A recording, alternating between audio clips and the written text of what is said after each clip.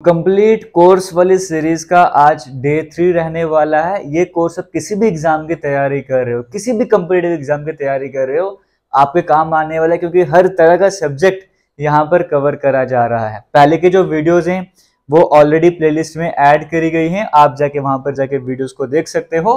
और ये कोर्स सिर्फ आपके लिए ही है जिनको इस कोर्स की जरूरत है। ये कोर्स उनके लिए ही बनाया गया, पूरा प्लेटफॉर्म आपके लिए डेडिकेट किया हुआ है।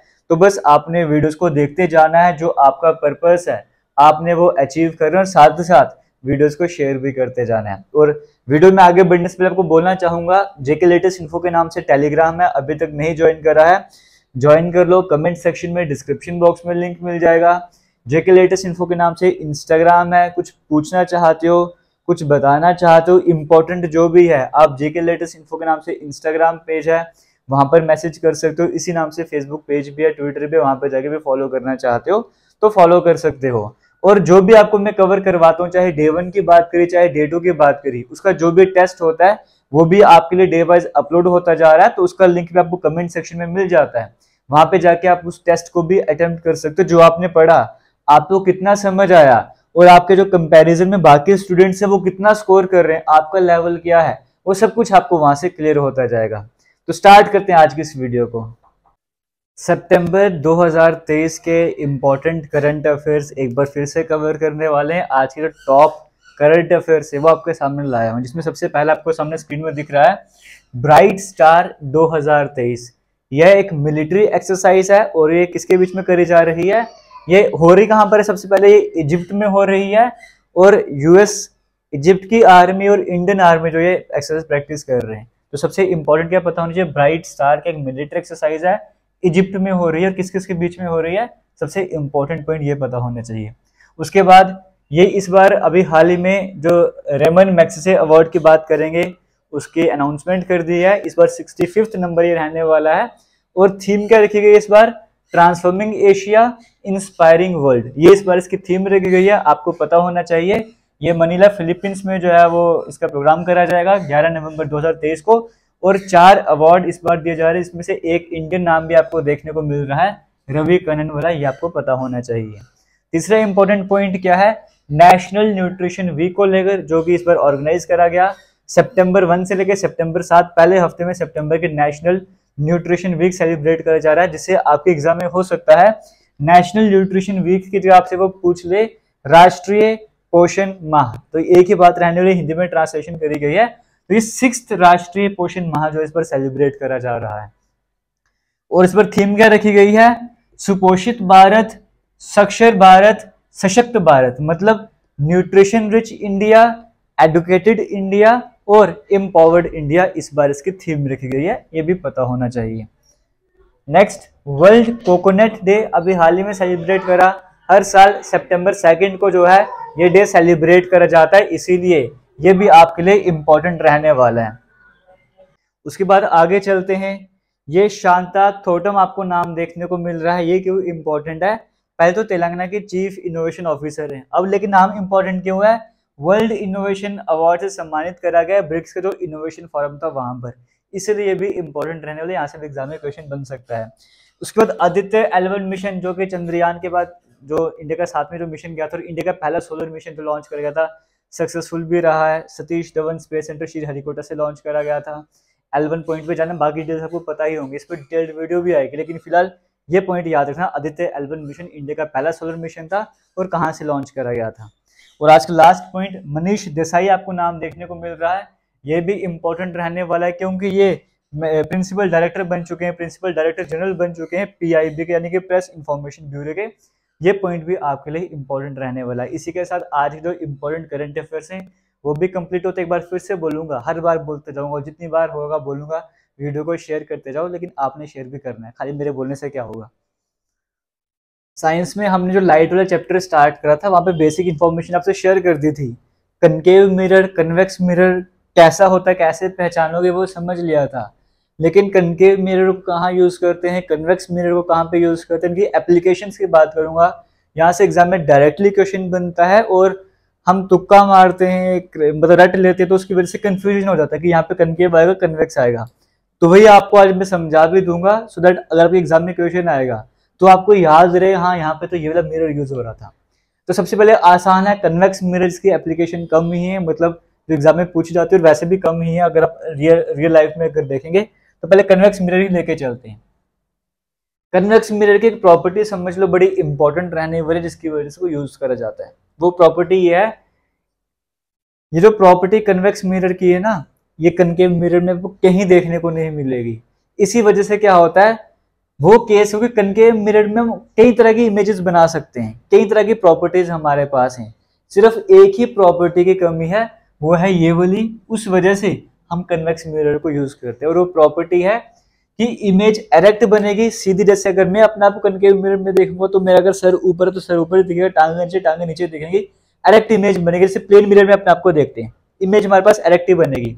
लेकिन दूसरा क्या है, साइज जो है इमेज का वो छोटा हो जाएगा, है ना। ये साइज जो है वो छोटा हो जाएगा, क्योंकि हम बोलेंगे एरेक्ट, तो ठीक है, एरेक्ट वाली जो इमेज है वो देखो, एरेक्ट इमेज हमारे पास कनकेव मिरर में भी बन जाती है, एरेक्ट इमेज हमारे पास प्लेन मिरर में भी बन जाती है। तो हम प्लेन मिरर या इसको क्यों नहीं यूज कर रहे, क्यों? क्योंकि जो प्लेन मिरर है उसमें इमेज का साइज उतना ही होगा जितना ऑब्जेक्ट का साइज होगा, उतने ही साइज की इमेज बनेगी। कनकेव मिरर में क्या होगा, जब एरेक्ट इमेज बनेगी तब जो साइज बनेगा वो एनलार्ज, बड़ा हो जाएगा। लेकिन हमें जहां पर छोटा साइज चाहिए वहां पर तो हम कन्वेक्स मिरर ही यूज करेंगे, है ना। समझ आ रहा है? हाँ, तो मैं आपको ये बता रहा था इसके बारे में कि एरेक्ट इमेज तो बनती है, साथ साथ डिमिनिश्ड इमेज बनती है। ये प्रॉपर्टी हमें, इसका फायदा कहां पर आपको वो समझ आएगा। दूसरा, यहाँ पर जो व्यू है वो आपको वाइडर व्यू देखने को मिलता है, ज्यादा बड़ा व्यू, ज्यादा बड़ा एरिया कवर कर देता है ये वाला मिरर, इसलिए भी इसको यूज करा जाता है। जैसे एग्जांपल लेके चलते हैं, जो रियर व्यू मिरर होता है हमारे व्हीकल में, हमें जो व्हीकल में पीछे की तरफ गाड़ियां देखनी है, जो मिरर यूज करते हैं, वहां पे कौन सा मिरर लगा होता है, वहां पर कन्वेक्स मिरर ही लगा होता है। आ रहा है कंसेप्ट समझ? अब वहां पर कन्वेक्स मिरर क्यों यूज करते हैं, एक तो जो हमारे पास पीछे गाड़ी आ रही है, कोई बाइक आ रही है या कोई बड़ी गाड़ी बस आ रही है, ट्रक आ रहा है, मान के चलो, ठीक है, तो उसके टायर उल्टे ना दिख जाए हमको, हमें इमेज जैसे गाड़ी है वैसी दिखे, तो एरेक्ट इमेज चाहिए। दूसरा क्या है, अब देखो कोई पीछे से गाड़ी आ रही है, अगर मैं वहां पे कनकेव मिरर लगा दूंगा तो गाड़ी का साइज तो बड़ा हो जाएगा। एक बाइक आ रही है, पीछे मेरे 15 बाइक आ रही है, 2-3 बाइक आ रही है, कार वगैरह आ रही है, तो एक कार ही आ रही है, उसी की इमेज इतनी बड़ी बन जाएगी।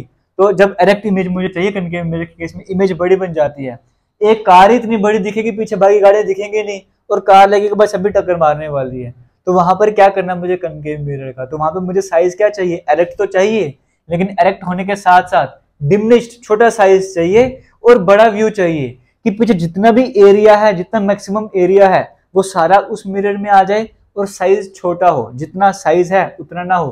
तभी वहां पर लिखा भी होता है कि ऑब्जेक्ट्स का, अगर आप वहां पे पढ़ोगे मिरर में लिखा होता है कि जो ऑब्जेक्ट जैसे साइज दिखते हैं वैसे होते नहीं, छोटे साइज में होते हैं, वो इसी वजह से लिखा होता है अगर आप मिरर में पढ़ोगे वहां पे। तो साइज, एक तो इमेज एरेक्ट बनेगी और डिमिनिश्ड, सो दैट छोटी इमेज बने, हमें समझ आए कितनी गाड़ियां आ रही है, और पूरा बड़ा एरिया हमारे पास सामने आ जाए, जितना एरिया हम देख सकते हैं। इसी वजह से रियर व्यू जो मिरर होता है व्हीकल का, वहां पर हम क्या यूज करते हैं, कन्वेक्स मिरर यूज करते हैं।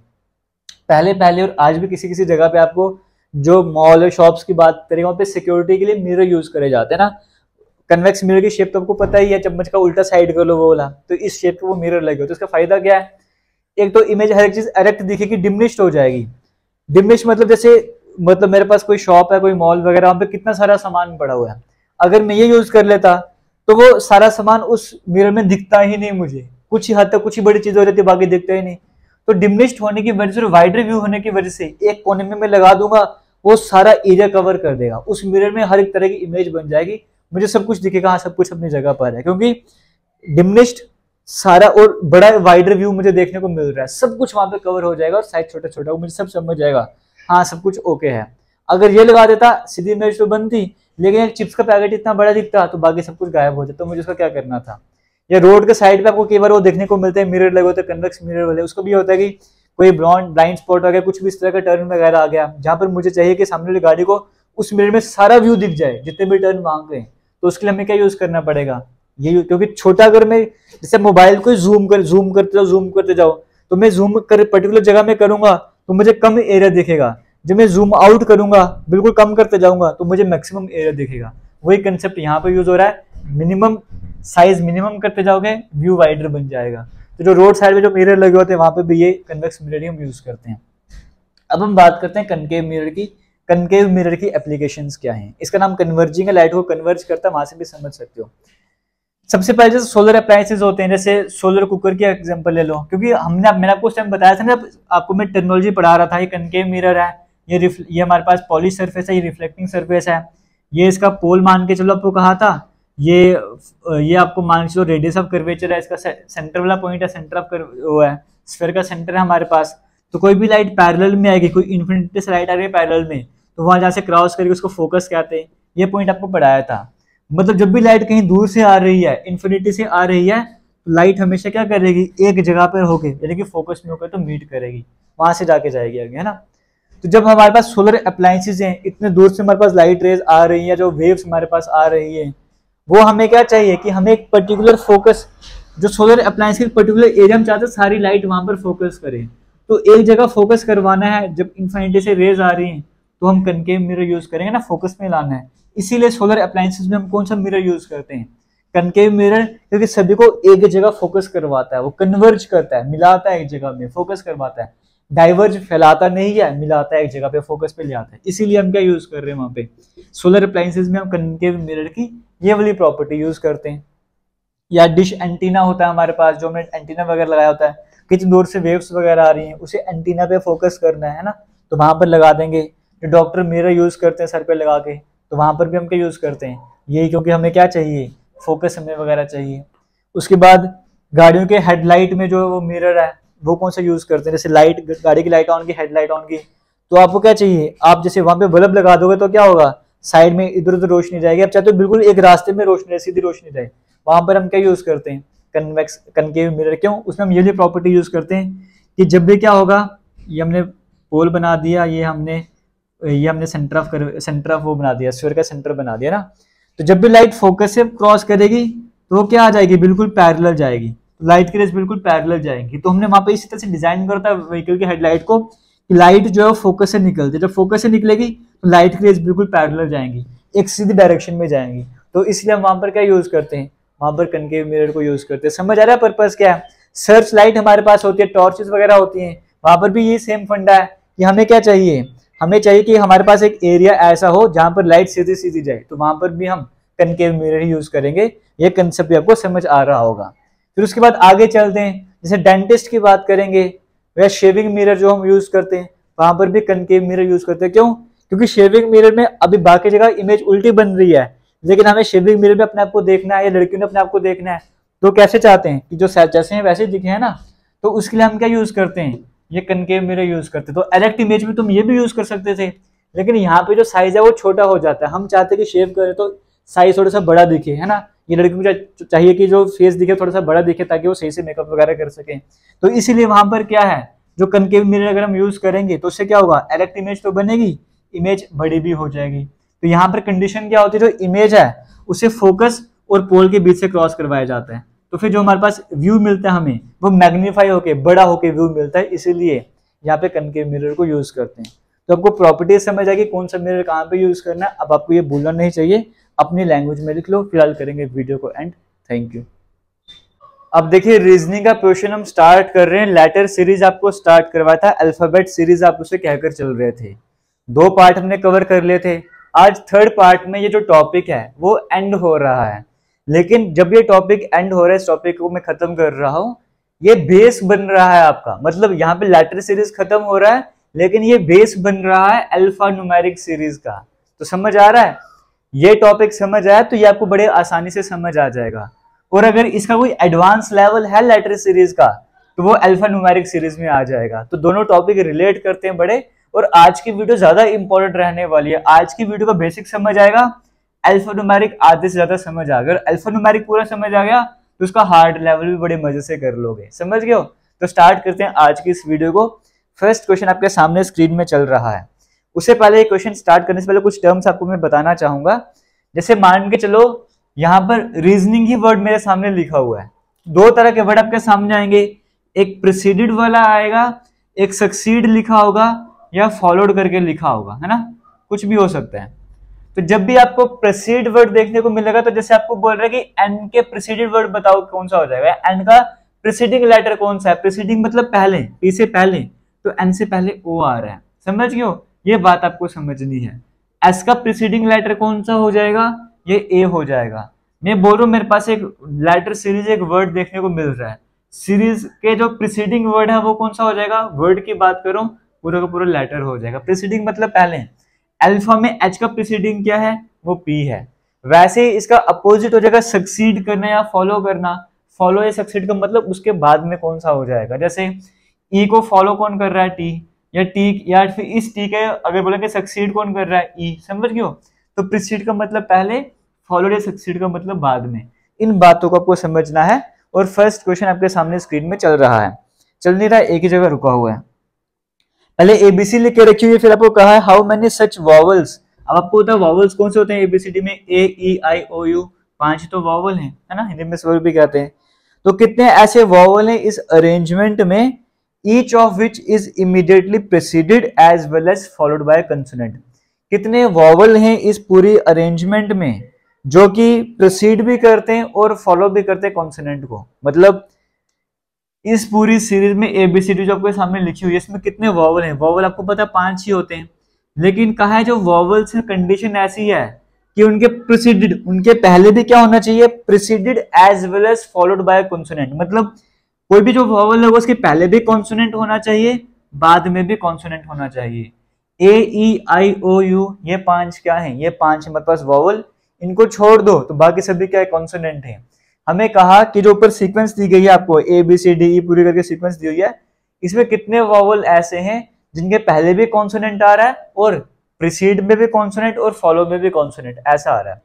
सबसे पहले लेटर ए है, ए से तो पहले कुछ है ही नहीं, वो तो हो ही नहीं सकता।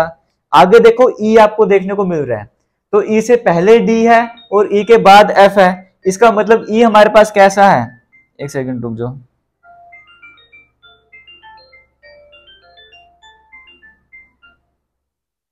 पता नहीं कौन है, छोड़ो। तो यहां पर क्या था, यहां पर लिखा हुआ है कि ठीक है हमने ए की तरफ हमने चल लिया, अब हमने दूसरा लेटर हमारे पास कौन सा आया था, ए, ई आपको देखने को मिल रहा था, ई भी वॉवल है, तो ई के पहले डी है और ई के बाद एफ है, तो मतलब ई तो कंडीशन फॉलो कर रहा है, एक हमें मिल गया।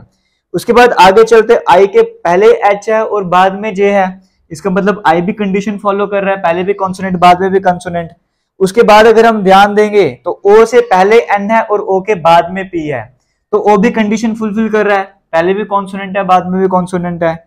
और यू हमें देखने को मिल रहा है, यू से पहले टी है और बाद में वी, का मतलब वो भी कंडीशन फुलफिल कर रहा है। तो हमारे पास इस पूरी सीरीज में 4 ऐसे वॉवल हैं जिनके पहले भी कॉन्सोनेंट है बाद में भी कॉन्सोनेंट है। अब यहाँ पे तो एबीसीडी आपको सीक्वेंस में दी थी, वहां पे किसी भी तरह की अरेंजमेंट आपके सामने आ सकती है, कुछ भी आपसे पूछ सकता है, बस आपको ध्यान देना है प्रीसीड का मतलब क्या, फॉलो का मतलब क्या। अगर ये 2 वर्ड समझ आ गए तो कोई भी क्वेश्चन आएगा बड़े मजे से बड़े आराम से कर लोगे। फिर से कह रहा हूं ये आपका बेस बन रहा है अल्फान्यूमेरिक सीरीज का, तो ये अगर आपको समझ आ गया तो 50% के करीब करीब वो अल्फान्यूमेरिक सीरीज भी समझ आ जाएगा। अब देखो सेकंड क्वेश्चन आपके सामने स्क्रीन में चल रहा है। सेकंड क्वेश्चन में क्या कहा गया, आपके सामने स्क्रीन में आ रहा होगा, if the letters of the word transform, एक वर्ड आपके सामने दिया गया ट्रांसफॉर्म, अगर उसके लेटर्स को हम रीअरेंज करते हैं, और रीअरेंज कैसे करना है, एज दे, कहां गया question, as they appear in the English alphabet, मतलब एबीसी की जो सीक्वेंस रहती है उसी सीक्वेंस में हमने वर्ड्स को अरेंज करना है। तो बताइए कितने लेटर ऐसे हैं जिनकी पोजीशन जो चेंज नहीं होगी। फिर से हमारे पास जो वर्ड दिया गया वो क्या है, ट्रांसफॉर्म, ट्रांसफॉर्म है, ट्रांसफॉर्मर है, ट्रांसफॉर्मर, TRANSFORM है ना, हमारे पास ये वर्ड दिया गया। हमने क्या करना है, हमने इसको रीअरेंज करना है, और रीअरेंज किस तरह से करना है, जो लेटर्स अल्फाबेट की सीक्वेंस चलती है उस हिसाब से सीक्वेंस करना है, ठीक है। देखो ट्रांसफॉर्म में ए आपको देखने को मिल रहा है, सबसे पहले तो ए आएगा, इसका काम हो गया। उसके बाद हम बात करेंगे, देखो टी 20वें नंबर पे आता है, आर 18 नंबर पे आता है, 14 नंबर पे, ये 19 नंबर पे, 6 नंबर पे, 15 नंबर पे, 18 नंबर पे, एम 13 नंबर पे। अब ये ए फर्स्ट नंबर पे था, इसके बाद 6th वाला आएगा, इसके बाद एफ आ जाएगा, फिर उसके बाद 6 के बाद कौन सा आएगा, यहाँ पे 13 वाला आ जाएगा, हमने 13 वाला लिख दिया। उसके बाद 14 वाला आएगा, 14 वाला लिख दिया। फिर 15 वाला आएगा, 15 वाला लिख दिया। उसके बाद फिर 18 वाला है, 18 वाले 2 हैं, हमने 18 वाले दोनों लिख दिए। उसके बाद 19 वाला है और उसके बाद 20 वाला है। समझ गए हो? हमने एबीसी को प्रॉपर वे में अरेंज करा, जो एबीसीडी में पहले वही पहले हमने लिखना स्टार्ट कर दिया। तो ट्रांसफॉर्म के सभी लेटर्स को हमने अरेंज कर लिया इंग्लिश अल्फाबेट के हिसाब से। अब आपसे पूछा गया अरेंज करने के बाद कितने लेटर जिनकी पोजीशन चेंज ही नहीं हुई है, तो एक ही तो है एन, जिसकी पोजीशन पहले भी 4th नंबर पे थी, अभी भी 4th नंबर पे है, बाकी सबकी चेंज हो गई। इसका मतलब 1 आपको कहां पर देखने को मिल रहा है? ऑप्शन नंबर बी में, वो करेक्ट आंसर हो जाएगा। क्वेश्चन का कंसेप्ट समझ आ रहा है क्या था? नहीं समझ रहा तो टेंशन मत लेना, और भी क्वेश्चन इस तरह के होंगे, आराम से कवर कर लोगे। नेक्स्ट क्वेश्चन में कहा गया था position of how many letters in the word wonderful will remain unchanged when the letters within the word are arranged alphabetically. फिर से वही क्वेश्चन है, इस बार बस क्या है, आपके सामने जो वर्ड दिया गया वो चेंज कर दिया है, बाकी क्वेश्चन तो सेम ही है। क्या हमारे पास वंडरफुल हमें देखने को मिल रहा है, हम लिख देते हैं WONDERFUL, वंडरफुल हमने लिख दिया। इसको रीअरेंज करना है अल्फाबेट के हिसाब से। देखो ये 23वें नंबर पे आता है, ये 15 नंबर पे आता है, 14th नंबर पे आता है, ये 4th नंबर पे, 5th नंबर पे, 18th नंबर पे, 6th नंबर पे, 21 नंबर पे, 12 नंबर पे। ये सीक्वेंस हमने पूरी लिख दी, ठीक है। अब अरेंज करते हैं। एबीसी में सबसे पहले 4th नंबर पे क्या आएगा? डी आता है, तो हमने डी लिख दिया। 4th के बाद कौन सा देखने को मिल रहा है आपको? 4 के बाद 5 भी है, हमने ये भी लिख दिया। फिर 6th वाला लिख दिया। उसके बाद कौन सा 6th के बाद में? ये 12th वाला आपको देखने को मिल रहा है एल, वो भी लिख दिया। उसके बाद 12 के बाद कौन सा है? ये 14 है ना, तो 14 भी यहाँ पे लिख दिया। 14 के बाद कौन सा है? 14 के बाद 18 वाला है, 18 वाला लिख दिया हमने, आर लिख दिया। 18 के बाद कौन सा है? 18 के बाद ये 21 वाला है, यू लिख दिया। फिर 23 वाला है, डब्ल्यू लिख दिया। तो ये एक मैंने कौन सा कम कर दिया है? एल नहीं लिखा ना मैंने, एल भी लिख दिया। देखो 4th भी लिख दिया, 5th भी लिख दिया, 6th भी लिख दिया। फिर इसके बाद मैंने 4th, 5th, 6th, फिर 12th भी लिख दिया। 12 के बाद मैंने 14 वाला लिखा, ठीक है। 14 के बाद 15 लिखना था, 15 वाला ओ आता है ना, 15 वाला ओ आ रहा है। फिर 15 के बाद मुझे लिखना था 18 वाला आर आ रहा है। 18 के बाद मुझे लिखना था 21 वाला यू आ रहा है, और फिर 23 में डब्ल्यू आ रहा है। हमने अरेंज कर लिया सबको एबीसीडी के हिसाब से। कितनों की पोजीशन अनचेंज्ड है? यू पहले भी यहाँ पर था, यू अब भी यहाँ पर है, बाकी सबकी पोजीशन चेंज हो गई है। इसका मतलब यहाँ पर भी एक ही लेटर चेंज नहीं हुआ है, तो ऑप्शन नंबर बी यहाँ पे करेक्ट आंसर हो जाएगा। अब देखो थर्ड क्वेश्चन भी आपके सामने स्क्रीन में चल रहा है, उस पर आपको ध्यान देना है। ये सारे जो है वो अल्फाबेट सीरीज में आ रहे हैं। फिर से रिपीट करूंगा, अल्फाबेट सीरीज लेटर सीरीज जो डिफिकल्ट क्वेश्चन है वो ये करवाने के बाद आपको मैं कवर करवाऊंगा, फिर उसमें आपको वो भी कवर हो जाएगा। थर्ड क्वेश्चन आपके सामने स्क्रीन में चल रहा है, कहा जा रहा है if the letters of each of the following word is reversed. अगर जो भी वर्ड आपको दिए गए नीचे आपको देखने को मिल रहा होगा, इन सभी के ऑर्डर को मैं रिवर्स कर दूं, मतलब सभी लेटर्स को उल्टा करके लिख दूं, फिर कहा जा रहा है then which of the following will be the meaningful word. तो बताइए मीनिंगफुल वर्ड कौन सा बनेगा? If more than one such word can be formed, अगर एक से ज्यादा मीनिंगफुल वर्ड बनता है तो आपका आंसर क्या हो जाएगा? एस हो जाएगा। और अगर कोई भी वर्ड नहीं बनता मीनिंगफुल, आपका आंसर क्या हो जाएगा? एक्स हो जाएगा। अब आपको बताना है कि आपका कौन सा करेक्ट आंसर होगा। अब देखो जो वर्ड्स आपको दिए गए हैं वो किस तरीके से हैं। जो पहला वर्ड आपको दिया गया है वहां पर लिखा गया NAIL, नेल। इसको पूरा उल्टा करके तो क्या बन जाएगा? कहां गए नेल, कहां गए क्वेश्चन, ठीक है। तो ये बन जाएगा LIAN, लाइन। ये तो कुछ होता नहीं है, ये कोई मीनिंगफुल वर्ड नहीं बना। सेकंड आपको बोला PAIL, पेल, तो इसका LIAP बन जाएगा, तो ये भी तो कुछ मीनिंगफुल वर्ड नहीं बना। उसके बाद क्या है RAIL, तो इसका बन जाएगा LIAR, लायर, तो ये तो बन गया मीनिंगफुल वर्ड। उसके बाद क्या है MADAM, मैडम को उल्टा करोगे तो भी मैडम ही बनता है, तो एक और हमें मीनिंगफुल वर्ड बन गया। उसके बाद REST है रेस्ट, तो TSER कुछ होता नहीं है। एक से ज्यादा मीनिंगफुल वर्ड बने और एक से ज्यादा मीनिंगफुल वर्ड जब बनते तो आंसर क्या हो जाएगा? S हो जाएगा। और ऑप्शन में आपको डी में S देखने को मिल रहा है, वो करेक्ट आंसर हो जाएगा। तरीका समझ आ रहा है कैसे क्वेश्चन करना है? उसने आपको बोलता अगर एक सही होगा, एक से ज्यादा सही होगा तो S आंसर, अगर नहीं सही होगा तो X आंसर, तो उसके हिसाब से आपको आंसर देना था। नेक्स्ट क्वेश्चन में आपके सामने स्क्रीन में चल रहा है, कहा जा रहा है if the letters in the word undertaking are rearranged in the alphabetical order. Undertaking को जो वर्ड दिया गया है इसको हम अल्फाबेटिकल ऑर्डर में रीअरेंज करेंगे। which one will be the middle, which one will be in the middle in order after the arrangement। अब आपको क्या बोल रहा है, अंडरटेकिंग एक वर्ड आपको सामने दिया गया, UNDERTAKING, अंडरटेकिंग एक वर्ड दिया गया, हमने इसके लेटर्स को रीअरेंज करना है। तो रीअरेंज करने के बाद सेंटर में कौन सा आएगा वो बताना है। देखो U21 नंबर पे, N14 नंबर पे, D4 नंबर पे, 5th नंबर पे, 18 नंबर पे, 20 नंबर पे, 1 नंबर पे, 11 नंबर पे, 9 नंबर पे, 14 नंबर पे और 7 नंबर पे, ये नंबरिंग लिख दी। अब इनको मैं रीअरेंज करता हूँ। सबसे पहले कौन सा आ जाएगा, ए आ जाएगा। ए के बाद कौन सा आएगा मेरे पास, 4th नंबर पे डी आएगा, फिर ई आएगा, फिर 5 के बाद कौन सा है, ये 7 वाला मुझे देखने को मिल रहा है। 7 के बाद 9 भी है, 9th में क्या है, आई है। 9th के बाद ये 11 देखने को मिल रहा है। 11 के बाद ये 14 दो बार देखने को मिल रहा है ना, 14 दो बार देख लिया मैंने।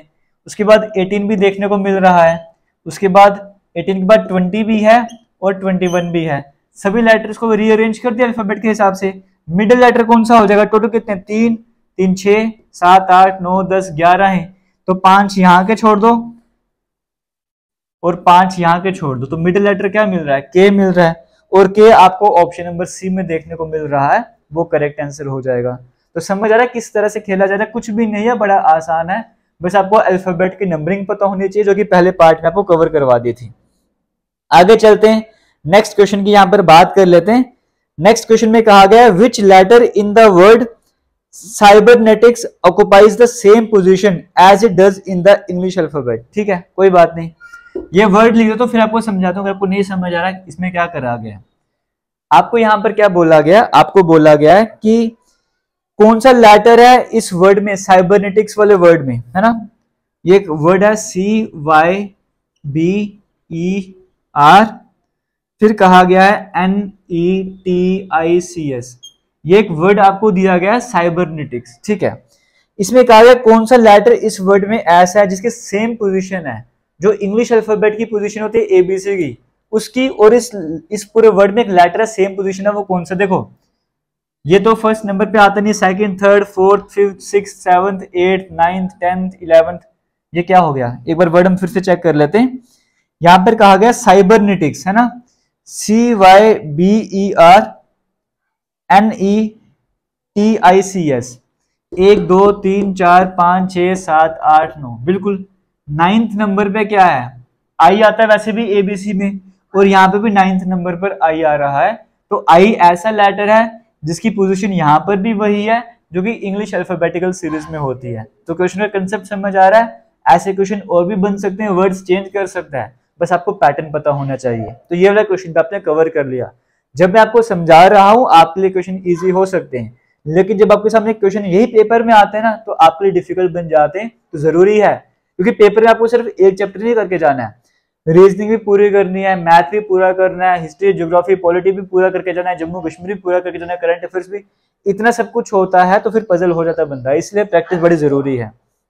आगे चलते हैं, नेक्स्ट क्वेश्चन की बात करते हैं। यहां पर कहा जा रहा है, if the first and second letters of the word depression are interchanged, also the third and fourth letter, fifth and sixth letter and so on, which one of the following will be the seventh letter from the right.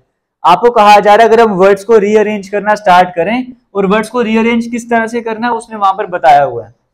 क्या word आपको दिया हुआ है, आपको यहां पर बोला हुआ डिप्रेशन। मैं यहां पर डिप्रेशन लिख देता हूं, DEPRESSION, ये एक लेटर है डिप्रेशन, मैंने लिख दिया। उसने कहा था कि रीअरेंज किस तरह से करना है, इस तरह से करना है कि पहले और सेकंड लेटर को रीअरेंज करो, थर्ड और फोर्थ को रीअरेंज करो, है ना। पहले और सेकंड को मैं रीअरेंज करूंगा तो ये ED बन जाएगा, थर्ड और फोर्थ को करूंगा तो RP बन जाएगा। रीअरेंज मतलब शफल कर दो इनको, ES का SE बन जाएगा, SI का IS बन जाएगा, ON का NO बन जाएगा। इन सभी को रीअरेंज कर दिया। फिर आपको बोल रहा है कि उसके बाद कहां गया क्वेश्चन, ठीक है, which of the following would be the seventh letter from the right. Right, देखो जब भी आपको बोलेगा लेफ्ट साइड, तो आपको हमेशा यहां से स्टार्ट करना है, चाहे वो कुछ भी हो, चाहे अल्फा का लेफ्ट साइड यहाँ पे हो जाएगा, लेटर सीरीज का लेफ्ट साइड ये हो जाएगा, रीजनिंग का लेफ्ट साइड ये हो जाएगा। जब भी राइट साइड बोलेगा दूसरे एंड पे चले जाना है। राइट साइड मतलब यहाँ, राइट साइड मतलब यहाँ, राइट साइड मतलब यहाँ, समझ गए हो। तो यहाँ पर आपको बोला था which would be the seventh letter from the right, right मतलब यहां से आपको आना पड़ेगा, यहां से सेवंथ लेटर कौन सा हो जाएगा, 1 2 3 4 5 6 7, तो राइट से जो सेवंथ नंबर पर लेटर मुझे देखने को मिल रहा है वो पी देखने को मिल रहा है, नन ऑफ दिस है तो उसको टिक कर लेना, नन ऑफ दिस मतलब इनमें से कोई भी आंसर नहीं होगा। आगे चलते नेक्स्ट क्वेश्चन की बात करते, कहा जा रहा है if the position of first and sixth letter, अब आपको पोजीशन बताइए किसकी चेंज करनी है। वर्ड हमारे सामने क्या है, डिस्ट्रीब्यूट, DISTRIBUTE, डिस्ट्रीब्यूट वर्ड हमें देखने को मिल रहा है। इंटरचेंज किस तरह से करना है, फर्स्ट सेकंड को नहीं करना, यहाँ पे उसने बोला है, क्या बोला है, फर्स्ट और सिक्स को इंटरचेंज करना है, 1 2 3 4 5 6, फर्स्ट और सिक्स को इंटरचेंज करना है। तो यहाँ पर मैं आई लिख दूंगा और इसके नीचे में डी लिख दूंगा। फिर और क्या बोला है उसने डिस्ट्रीब्यूट वाले में, फर्स्ट और सिक्स हमने चेंज कर दिए, फिर सेकंड और सेवंथ को भी चेंज करना है, सेकंड ये है और सेवंथ ये है, तो बी यहाँ पर लिख दो और आई हम यहाँ पर लिख देते हैं। सेकंड और सेवंथ को भी हमने चेंज कर दिया, फिर थर्ड और एट्थ को इस तरह से चलते जाना है। फिर मतलब एस को और यू को इंटरचेंज करूंगा, ये बन जाएगा, फिर इन दोनों को इंटरचेंज करूंगा तो सेम ही आ जाएगा, इसको और इसको इंटरचेंज करूंगा तो ये बन जाएगा, सभी को मैंने इंटरचेंज कर दिया। अब आपसे पूछ रहा है which of the following letters will be the fifth from the left after interchanging the positions. अब लेफ्ट साइड से फिफ्थ नंबर पे कौन सा आएगा, लेफ्ट साइड यहां से जाना पड़ेगा, यहां से फिफ्थ नंबर पे 1 2 3 4 5 ई आ जाएगा, और ई हमें क्या देखने को मिल रहा है, ऑप्शन नंबर ए में देखने को मिल रहा है, तो option number A correct answer हो जाएगा। तो क्लियर हो गया कैसे करना है, लेफ्ट साइड मतलब यहां से स्टार्ट करना है, राइट साइड मतलब वहां से स्टार्ट करना है। तो क्या कोई और क्वेश्चन है, एक क्वेश्चन और है वो भी कवर करते हैं, फिर आज की इस वीडियो को यहाँ पर एंड कर लेंगे, ठीक है। ये लास्ट क्वेश्चन आज का ट्राई करेंगे, बाकी आपको मैंने एक बार पहले ही बोल दिया है अल्फा न्यूमेरिक सीरीज का बेस बन रहा है और इसका जो डिफिकल्ट लेवल है वो हम कवर कर लेंगे अल्फा न्यूमेरिक सीरीज में ही। लास्ट क्वेश्चन आपके सामने जो स्क्रीन में चल रहा है वहां पर क्या कहा गया है, the positions of the first and eighth letter in the word workings are interchange, ठीक है। पहले वर्किंग्स हम लिख देते हैं, यहाँ पर क्या है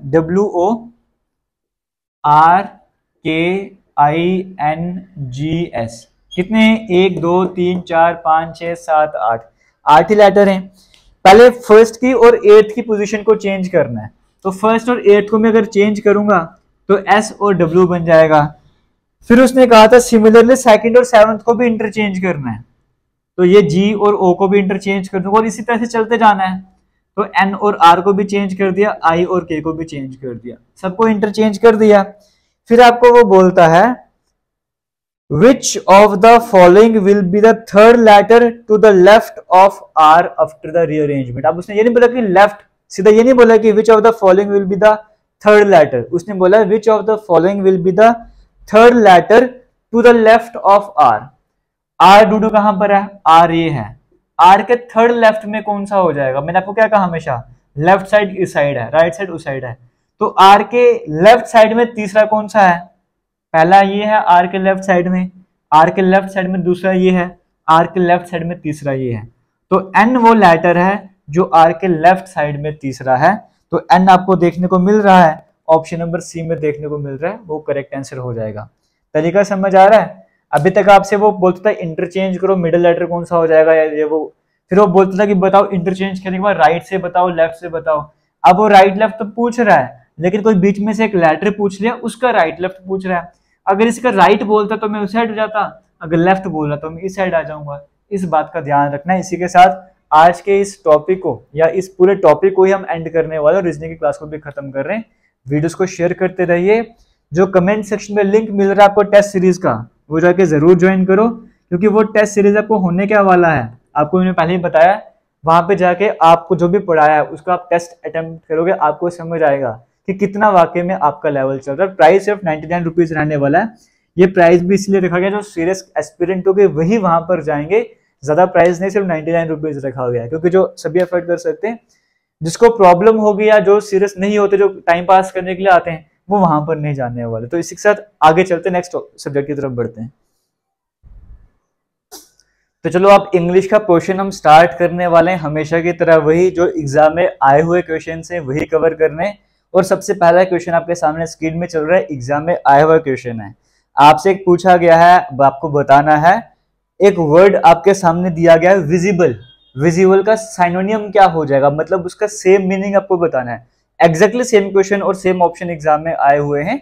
हर तरह के जो एग्जाम हो उसको मैंने कवर करना है, तो लेवल इजी है डिफिकल्ट है उसकी टेंशन मत लेना, हर तरह का लेवल सामने आएगा। तो विजिबल वर्ड आपको देखने को मिल रहा है, इसका सिनोनिम आपको बताना है क्या हो जाएगा, सीक्रेट, अपरेंट, वेग या हिडन।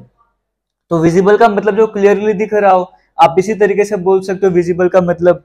तो ऑप्शन नंबर ए में सीक्रेट है, सीक्रेट कहाँ क्लियरली विजिबल होता है, तो इसका सिनोनिम तो सीक्रेट हो नहीं सकता, हमें सेम मतलब बताना है। अपरेंट, अपरेंट का मतलब भी वही होता है जो क्लियर हो, विजिबल हो, तो इसका मतलब ऑप्शन नंबर बी अपरेंट इसका जो है वो सिनोनिम हो जाएगा। थर्ड में है वेग, वेग का मतलब भी है जो क्लियर ना हो, आप इस तरह से बोल सकते हो, तो वो भी, और हिडन तो अपने आप छिपा हुआ है, तो इसका मतलब एक ही ऑप्शन था जो उसका सिनोनिम था, एक ही तो ऑप्शन करेक्ट होता है, तो ऑप्शन नंबर बी अपरेंट यहाँ पे करेक्ट आंसर हो जाएगा। अभी आपके लिए हो सकता है ये वर्ड बड़ा इजी हो, किसी के लिए बड़ा डिफिकल्ट भी हो सकता है, तो मुझे सबको लेकर चलना है, इसलिए मैं हर तरह का लेवल, चाहे 10th बेस एग्जाम है, चाहे 12th बेस है, चाहे ग्रेजुएट लेवल के एग्जाम में, हर तरह के एग्जाम के क्वेश्चन में उठाता जाऊंगा। बस डेज आगे चलते जाएंगे तो आपको सब कुछ दिखता जाएगा, क्लियर होता जाएगा। अब सेकंड क्वेश्चन आपके सामने स्क्रीन में चल रहा है, यहाँ पर आपको क्या बोला है, वन वर्ड सब्स्टिट्यूशन वाला क्वेश्चन है। एक इतनी बड़ी लाइन है, आप एक वर्ड बोल के खत्म कर दो कहानी, वो वाला सिस्टम यहाँ पे चल रहा है। और आपके सामने सेंटेंस क्या दिया गया है, ग्रुप ऑफ वर्ड्स में क्या कहा गया है, a person who knows everything, एक ऐसा इंसान जो हर चीज जानता हो, उसके लिए एक वर्ड आपको बताना है।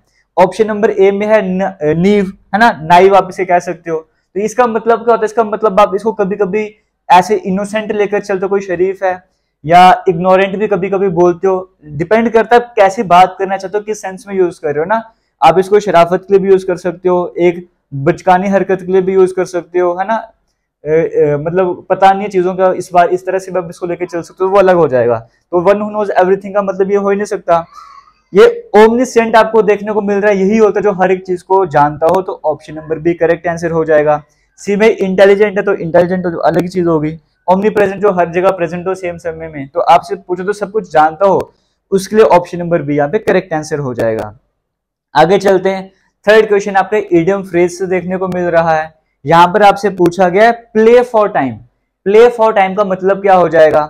ऑप्शन नंबर ए में कहा गया to do something in the stipulated time, option number B में है टू मेक एक्सक्यूजेस और do things to gain time, option number C में है to play something for the sake of old times, और option number D में है to play music in the time provided. देखो ये है play for time, play for time का मतलब क्या होता है, आपको बहाने ढूंढने हैं, है ना, टाइम वेस्ट करना है, या और आपको टाइम चाहिए तो उसके लिए आप एक्सक्यूज वगैरह बना रहे हो, तो वही मतलब हुआ प्ले फॉर टाइम का, कि समय के लिए खेल लो, अगर आप ऐसे समझना चाहोगे वैसे भी समझ सकते हो।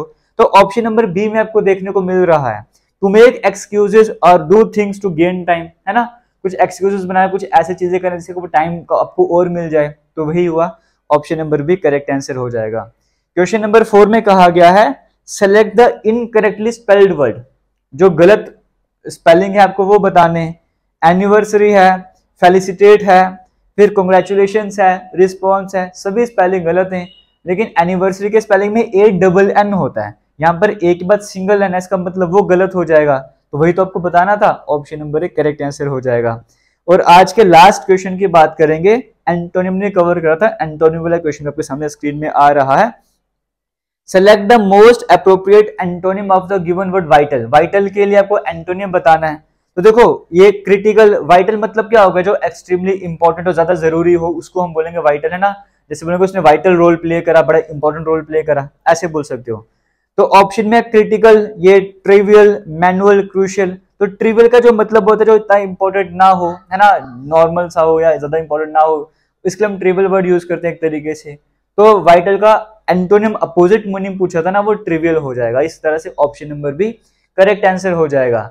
अब देखो इस सीरीज की इंपॉर्टेंस आप समझो, किसी भी आप एग्जाम की तैयारी करते हो जहां पर इंग्लिश का क्वेश्चन रहता है, वहां पर एंटोनिम सिनोनिम से क्वेश्चन तो आते ही आते हैं, वन वर्ड सब्स्टिट्यूशन से भी जनरल एग्जाम में क्वेश्चन आता ही आता है, इडियम फ्रेज से भी क्वेश्चन आता ही आता है, स्पेलिंग मिस्टेक से भी आता ही आता है, और ये अपने आप में एक ही क्वेश्चन बनता है तो 5 क्वेश्चन अपने आप में बन जाते हैं। अगर आप जब ये आपको मैं क्वेश्चंस वगैरह करवाता जा रहा हूँ, क्या पता कितने सारे क्वेश्चंस कर लोगे, और अगर इन सभी क्वेश्चंस में से या इनसे जब मैं आपको रिलेटेड इन्फॉर्मेशन बताता हूँ, कोई एक दो क्वेश्चन अगर आपके एग्जाम में आ जाएंगे तो कितना इंपॉर्टेंट रोल प्ले करने वाले हैं, और ज्यादा भी आ सकता है, डिपेंड करता है आप भी अपने एंड पे कितनी मेहनत कर रहे हो। बड़ा इंपॉर्टेंट रहने वाला है, शेयर भी जरूर कीजिएगा। Thank you. हिस्ट्री को हम आगे कंटिन्यू करने जा रहे हैं। एडवेंट ऑफ यूरोपियंस, यूरोपियंस ने किस तरह से यहाँ पे एंट्री करी थी, वो वाला टॉपिक हमने स्टार्ट करा था, जहां पर हम पुर्तगालियों की एंट्री करवा चुके थे, ब्रिटिश का भी पढ़ चुके थे। आज हमने फ्रेंच के बारे में पढ़ना है, क्योंकि ये भी इंपॉर्टेंट रहने वाला है। आपके एग्जाम में जब क्वेश्चन आता है कि सबसे पहले यूरोपियंस कौन से आए थे, आप बोलते पुर्तगाली आए थे। सबसे लास्ट में कौन गए थे, हम बोलते पुर्तगाली आए थे। लेकिन सबसे लास्ट में मेजर यूरोपियंस कौन से आए थे, तो हम बोलेंगे वो फ्रेंच वाले थे। ये बात का ध्यान रखना, एग्जाम में ऐसा क्वेश्चन बन जाता है। अब हर तरह की ईस्ट इंडिया कंपनी के बारे में पढ़ रहे थे हम, तो फ्रेंच ईस्ट इंडिया कंपनी भी थी। स्टार्टिंग कैसे हुई थी, लुइस 14 का टाइम पीरियड चल रहा था और एक फेमस मिनिस्टर हुआ करते थे, सर नेम कोलबर्ट हुआ करता था।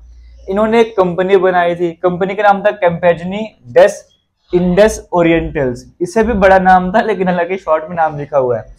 इसी कंपनी को फ्रेंच ईस्ट इंडिया कंपनी के नाम से जाना जाता था। तो फॉर्मेशन कब हुई थी इसकी, 1 सितंबर 1664। ये 1664 वाला ईयर आपके लिए इंपॉर्टेंट रहने वाला है। और अभी तक क्या था, जैसे देखो ब्रिटिश ईस्ट इंडिया कंपनी की हम बात कर रहे थे, वहां पर क्या था, वहां पे जो कंपनी थी किसी बंदे ने बनाई थी, तो बाद में क्वीन एलिजाबेथ वन थी, उसने परमिशन दी थी तुम जाके ट्रेड करो, 15 साल की मोनोपोली दी थी। फिर बाद में उसको एक्सटेंड कर दिया था आगे अलग से टाइम के लिए, ऐसे था। लेकिन यहाँ पर देखो कि यहाँ पर गवर्नमेंट खुद इंटरेस्ट ले रही है। यहाँ पे जो टाइम पीरियड था वो मिनिस्टर के द्वारा ये कंपनी बनाई गई है, यानी कि जो पावर में थे वो मिनिस्टर के द्वारा कंपनी बनाई गई। यहाँ पे गवर्नमेंट खुद इंटरेस्ट ले रही है, गवर्नमेंट चाहती है, उसने देख लिया गवर्नमेंट ने कि 1600 के आसपास ईस्ट इंडिया वाले आए थे डच, तो उससे भी पहले के थे, कितना बेनिफिट उठा रहे हैं, तो हमें भी बेनिफिट उठाना। और कंपनी जो बनाई गई थी इसे 50 साल की मोनोपोली देती है, आप जाके वहां पे ट्रेड करो। सिर्फ ट्रेड ही नहीं, आपको जो करना है, कॉलोनी बनाने जो करना जाके करो, मतलब खुली छूट इनको देती थी 50 सालों के लिए। तो आप समझ लो यहाँ पे इंटरेस्ट सरकार का है, तो ज्यादा पावरफुल होने की कोशिश करेंगे। 1667 में फ्रैंकोइस कैरन की बात करेंगे। ये जब यहाँ पर इंडिया में आते हैं, इनको सपोर्ट कौन करता है, मरकारा इनकी हेल्प करता है, और भी कई सारे लोग होते हैं, लेकिन लीड ये कर रहे होते हैं। और ये इंडिया में जब आते हैं तो फैक्ट्री स्टैब्लिश करते हैं सूरत में। तो पहली फैक्ट्री उन्होंने कहाँ पर बना दी, सूरत में बनाई। कब बनाई, 1667 में बनाई, सॉरी। उसके 2 दिन के बाद ही अगर मैं बात करूंगा, 2 दिन कह रहा हूँ, 2 सालों के बाद 1669 मरकारा जो कि इनको असिस्ट कर रहे थे जब ये इंडिया में आ रहे थे, तो ये मसूलीपट्टनम में फैक्ट्री बना देते हैं। तो ये भी अपना एम्पायर एस्टैब्लिश करते जा रहे हैं धीरे धीरे। पहले सूरत में फैक्ट्री बना दी, फिर मसूलीपट्टनम में फैक्ट्री बना दी। 1673 में क्या होता है, 1669 के बाद हम आगे चल रहे हैं। 1673 में इनको एक साइट दी जाती है सेटलमेंट के लिए, कि जैसे ब्रिटिश अपने हेडक्वार्टर बनाए हुए, अपने फोर्ट बनाए हुए, तुम भी अपनी सेटलमेंट करो, तो अपनी सेटलमेंट के लिए साइट इनको दी जाती है। वो साइट देता कौन है इनको, गवर्नर होते हैं वालीकोंडापुरम के। ये जो वालीकोंडापुरम की बात करें तमिलनाडु वाली साइड में है, तो यहाँ के जो गवर्नर हुआ करते थे वो इनको परमिशन देते हैं, साइट देते हैं, जगह देते हैं सेटलमेंट के लिए, कि तुम सेटलमेंट करो। और उसी जगह को डेवलप करके बाद में वो क्या बनाते हैं, एक तरह से कह सकते हो पौंडीचेरी की फॉर्मेशन हो जाती है। तो पौंडीचेरी की फॉर्मेशन एक तरीके से वो फ्रेंच फॉलो नहीं की थी, और कब होती है, 1674 में होती है। ये भी बड़ा इंपॉर्टेंट रहने वाला है। तो फ्रैंकोइस मार्टिन की बात करेंगे। देखो मैंने आपको कहा ना, साइट दी थी सेटलमेंट के लिए, वालीकोंडापुरम के जो गवर्नर थे उन्होंने साइट दी थी। लेकिन ये साइट दी किसको थी, किसको कहा था कि तुम अपनी सेटलमेंट यहाँ पे बनाओ, और पौंडीचेरी की फॉर्मेशन हुई थी। ये जो मसूलीपट्टनम में फैक्ट्री बनी थी, मसूलीपट्टनम की जो फैक्ट्री के जो डायरेक्टर जनरल आप कह सकते हो थे ना, वो थे यहाँ पर ये फ्रैंकोइस मार्टिन।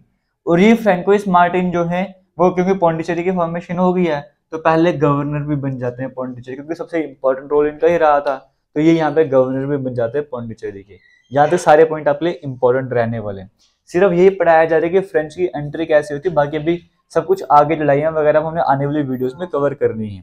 फिर 1742 में क्या होता है, अभी तक ये क्या चलता था, ट्रेड वगैरह कर रहे थे, सब कुछ ठीक था, लेकिन मतलब इतना लालची नहीं थे। लेकिन 1742 में जैसे डुप्लेक्स गवर्नर बन के सामने आता है, डुप्लेक्स की एंट्री होती है, तो ये होता है लालची इंसान। इसके बाद ही जो सही लड़ाइयाँ हैं वो स्टार्ट होती है, जिसे हम कार्नेटिक वार भी कहते हैं। मतलब जो इंग्लिश ब्रिटिश के बीच में फ्रेंच के बीच में लड़ाई हुई थी, उन्हें कार्नेटिक वार्स कहते हैं। वो कार्नेटिक वार बेसिकली डुप्लेक्स के आने के बाद ही स्टार्ट हुई थी। तो ये भी आपको बड़ा इंपॉर्टेंट है, ये भी आपको याद रखना है। बाकी जैसे मैंने आपको कहा कि पौंडीचेरी इनको मिल गया था, पौंडीचेरी की फॉर्मेशन एक तरह से कह सकते हो करी थी, लेकिन पौंडीचेरी से छीना भी गया था। जैसे डचेस की बात करेंगे, उन्होंने पौंडीचेरी से ले लिया 1693 में, लेकिन बाद में ट्रीटी हुई थी रिस्विक वाली, तो उसके बाद सितंबर 1697 में पौंडीचेरी फिर से दे दिया था। लेकिन ट्रीटी तो हो गई थी, लेकिन फिर भी मतलब वो जो ये डच वाले थे फिर भी पंगे वगैरह ले ही रहे थे। और फिर ब्रिटिश ने भी लिया था इनसे पौंडीचेरी 1762 में, 1760 में, 1763 में लाके रिटर्न भी कर दिया था। तो इस तरह से लड़ाइयाँ वगैरह चल ही रही थी अभी। बाकी इनमें कैसे लड़ाई हुई, किसने कौन जीता कौन हारा, वो सब कुछ आपको आने वाली वीडियोस में पता लगेगा।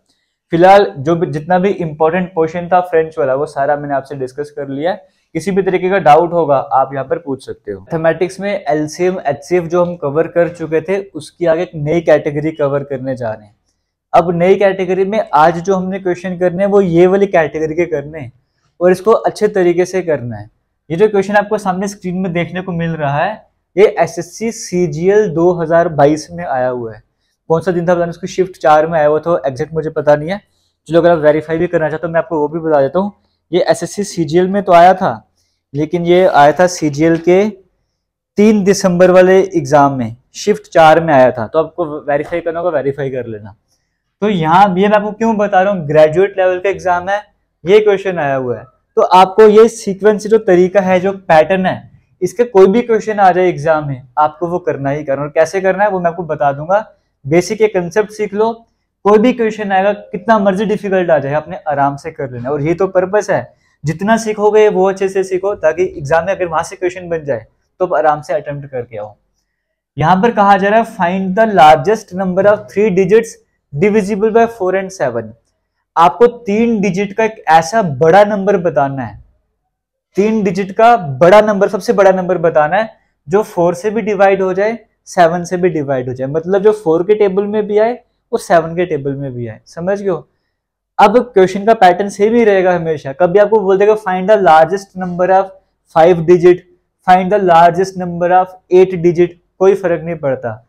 डिविजिबल बाय नंबर चेंज कर देगा, कोई फर्क नहीं पड़ता, पैटर्न सेम रहने वाला है। समझो कैसे।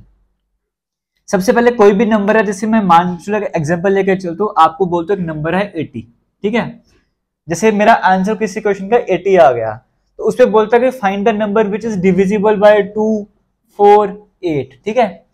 तो अब देखो पहले चेक करो 2 का 80 के टेबल, 2 के टेबल में 80 आता है, बिल्कुल 2 डिविजिबल है, 4 भी डिविजिबल है, 8 के टेबल में आता तो 8 भी डिविजिबल है। तो हम एक एक का क्यों चेक करेंगे, जो भी हमसे पूछा हुआ है हम इनका सीधा एलसीएम निकालेंगे। एलसीएम कितना हो जाएगा 8।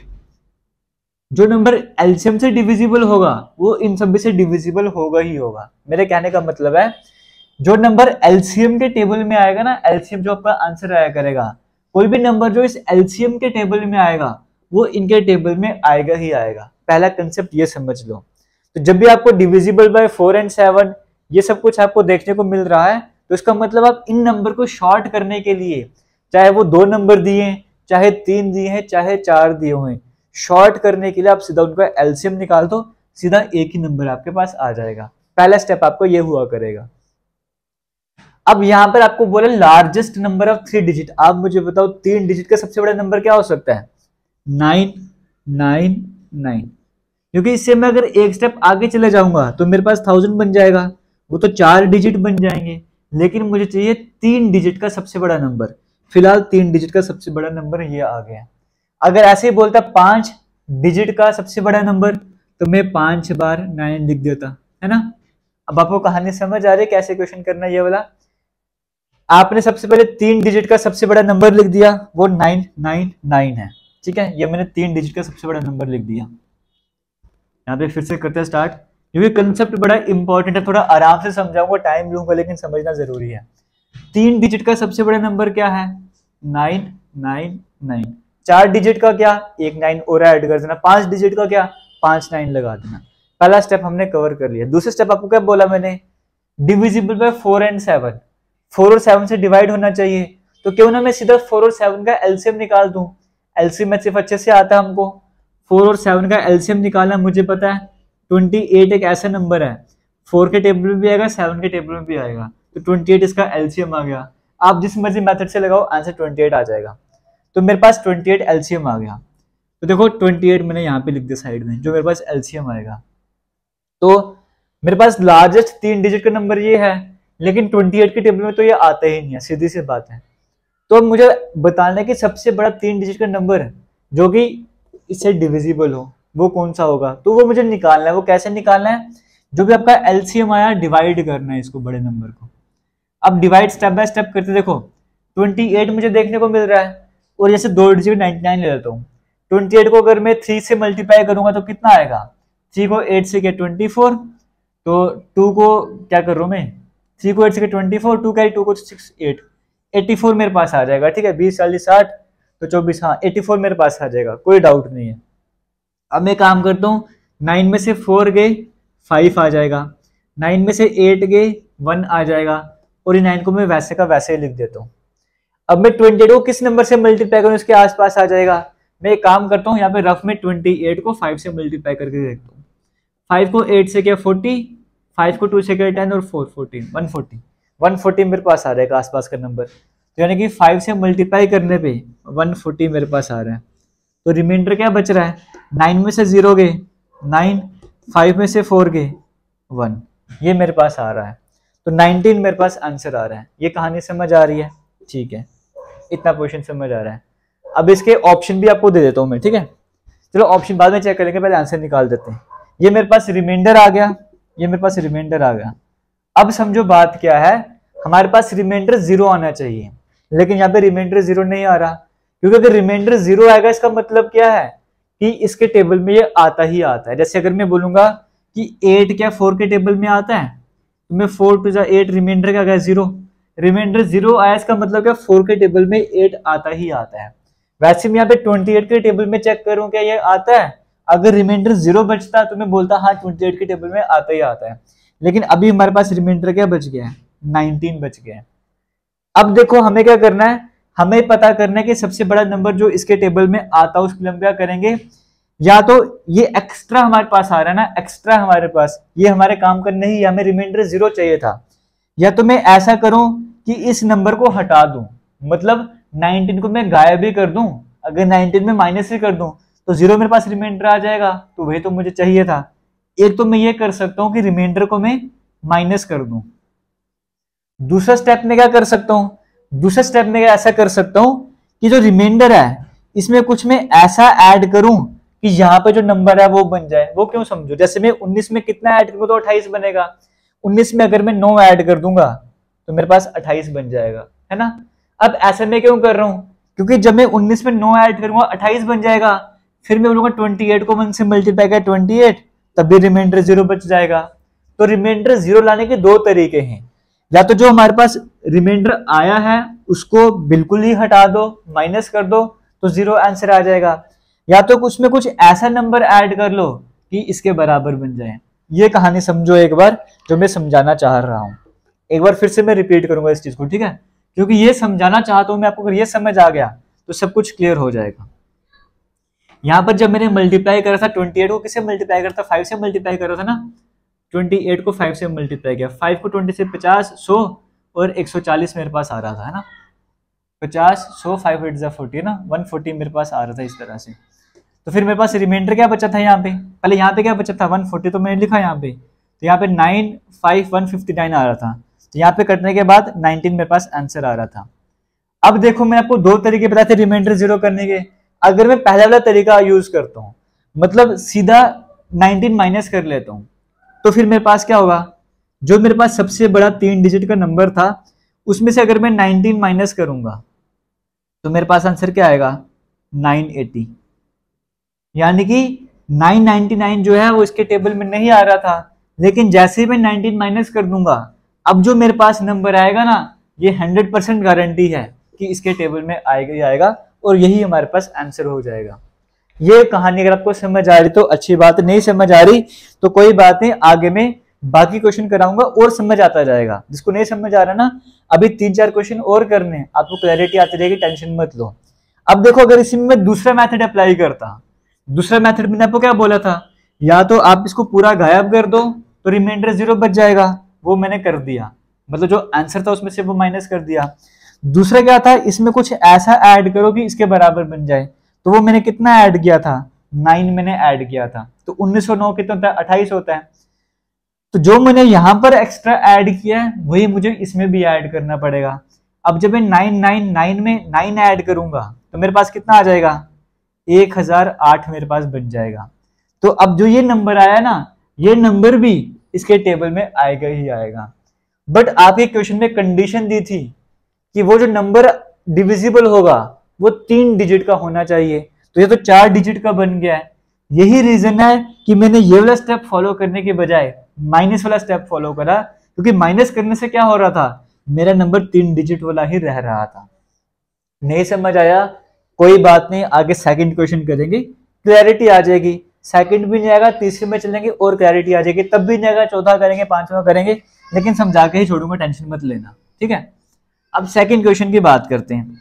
सेकंड क्वेश्चन में देखो बोला हुआ है what is the smallest 3 digit number divisible by 4, 5 and 6। अब क्या कहा जा रहा है, अब लार्जेस्ट की जगह स्मॉलेस्ट 3 डिजिट नंबर बोल दिया, तो कोई बात नहीं। अब मुझे खुद ही बताओ स्मॉलेस्ट 3 डिजिट नंबर क्या होगा, 100 होगा। अगर 100 से मैं एक स्टेप पीछे चला जाऊंगा वो 99 बन जाएगा, वो तो 2 डिजिट वाला बन जाएगा ना। आपसे बोलते कि स्मॉलेस्ट 4 डिजिट नंबर बताओ, तो आप 1 लिख के 3 0 लगा देते, 4 डिजिट का बन गया। स्मॉलेस्ट 6 डिजिट बोला होता, आप 1 लिख के आगे 5 0 लगाते। ये कहानी आपको समझ नहीं है। स्मॉलेस्ट 2 डिजिट का नंबर बोलते, आप 1 और 0 लगा देते, 10 बन जाता। ये आपको कंसेप्ट समझना होगा। जब आपको लार्जेस्ट बोलेगा तो जितने नंबर बोलेगा उतने 9 लगा दो, जब स्मॉलेस्ट बोलेगा तो 1 उसके आगे 0 लगाने स्टार्ट कर देना। अगर 5 डिजिट बोला है तो 1 के आगे 4 0 लगा दो, 3 डिजिट बोला है तो 1 के आगे 2 0 लगा दो। ये कहानी समझनी है। अब स्मॉलेस्ट 3 डिजिट नंबर कौन सा है वो हमारे सामने आ गया। पहले वाले क्वेश्चन में लार्जेस्ट बोला था, इसमें स्मॉलेस्ट बोला, तो कोई प्रॉब्लम नहीं, मैंने स्मॉलेस्ट वाला लिख दिया। डिविजिबल बाय 4, 5 एंड 6, जो कि 4 से भी डिवाइड हो, 5 से भी डिवाइड हो, 6 से भी डिवाइड हो। मैं क्यों एक एक को चेक करूंगा, मैं सीधा एलसीएम निकालूंगा। तो 4, 5 और 6 का एलसीएम कितना होता है, 60 होता है क्या, चेक कर लेते हैं एक बार, है ना। अगर शॉर्ट करना चाहूंगा 2 2 4, 5 को यहाँ पे रखा, 3 को यहाँ पे रखा, है ना।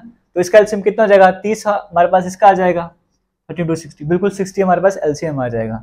तो हमें 60 से चेक करना है, तरीका वही सेम है, तरीका वही सेम है जो हम पहले कर रहे थे, बस डिफरेंस था कि यहाँ पे स्मॉलेस्ट 3 डिजिट है, वहां पे लार्जेस्ट 3 डिजिट था। कोई प्रॉब्लम नहीं है। अभी 4 डिजिट 5 डिजिट वाला क्वेश्चन आपको कराऊंगा, टेंशन मत लेना, बस यही है कि आपको समझ आना चाहिए तरीका। अब हम चेक करना स्टार्ट करते हैं। 60 को अगर मैं 1 से मल्टीप्लाई करता हूँ 60 आ जाएगा। 100 में से 60 माइनस करो, कितना आता है, 40 आता है, ये आ गया। अब आगे तो बात बनने नहीं वाली है, मतलब हमारे पास रिमाइंडर कितना आ गया, 40 आ गया, लेकिन हमें तो 0 चाहिए। अब 0 कैसे हम ला सकते हैं, या तो हम इसको माइनस कर दें, अगर मैं इसको पूरा 40 का 40 गायब कर दूंगा तो रिमाइंडर 0 बच जाएगा। तो जैसे मेरे पास जो नंबर था 100 था, ठीक है, अब 100 में से मैं 40 माइनस कर देता हूँ, आंसर मेरे पास क्या रहा, 60। अब जो नंबर आया है मेरे पास वो इसके टेबल में आता है, बिल्कुल सही बात आता है, लेकिन एक बात का ध्यान रखना है, वहां पे बोला स्मॉलेस्ट 3 डिजिट नंबर, तो ये तो 2 डिजिट का नंबर बन गया। इसका मतलब यहाँ पर मैं माइनस वाला कंसेप्ट नहीं लगा सकता। पहले वाले क्वेश्चन में मैंने माइनस का कंसेप्ट लगाया था, लेकिन यहाँ पर भी माइनस नहीं लगा पा रहा। आपको कंसेप्ट समझ आया क्यों नहीं लगा पा रहा, क्योंकि माइनस करने पे क्या हो रहा है, वो 2 डिजिट का बन जा रहा है। तो इसका मतलब मुझे इस केस में प्लस वाला कंसेप्ट लगाना पड़ेगा। तो प्लस में क्या करूंगा, कुछ बच्चे डायरेक्टली 40 को प्लस कर देते, नहीं, ये गलती नहीं करनी है, हमें रिमाइंडर 0 बनाना है। रिमाइंडर बनाने के लिए 40 में कितना ऐड करना पड़ेगा, 40 में 20 ऐड करना पड़ेगा। क्यों, क्योंकि 40 में 20 ऐड करने पे 60 बनेगा, और 60 बन 60 होता है, तो रिमाइंडर 0 बच जाएगा। ये कंसेप्ट का ध्यान रखना, रिमाइंडर यहाँ पर वो ऐड करना है जिसको ऐड करने पे ये हमारे पास बन जाया करे। बस ये अपनी लैंग्वेज में लिख लो एक बार, अगर पहली बार करो नहीं समझ आ रहा तो अब जो मैंने यहाँ पर ऐड करा है वो इसमें भी ऐड करना पड़ेगा। तो 100 में 20 ऐड करूंगा, 120 मेरे पास आंसर आ गया। 120 आंसर।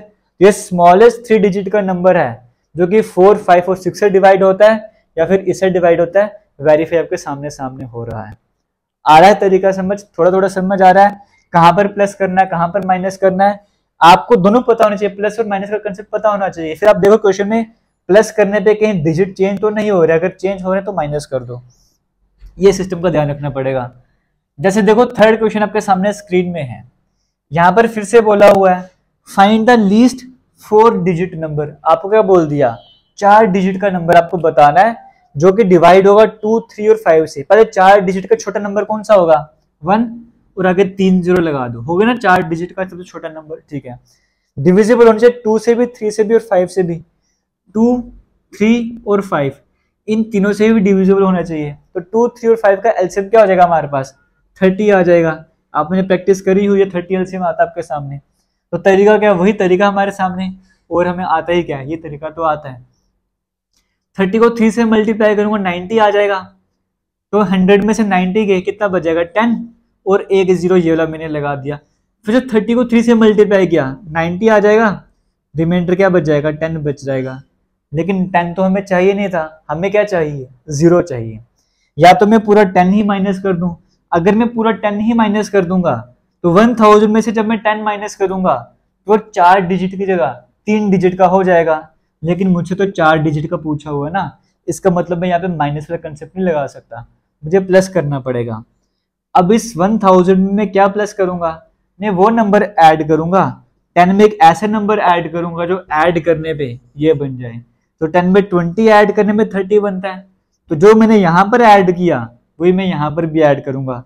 तो 1000 में 20 ऐड करूंगा तो 1020 आ जाएगा, और यही मेरे पास करेक्ट आंसर हो जाएगा। उम्मीद करता हूँ जो मैं समझाना चाह रहा हूँ आपको समझ आ रहा होगा। 2 क्वेश्चन और कवर करते हैं इसकी।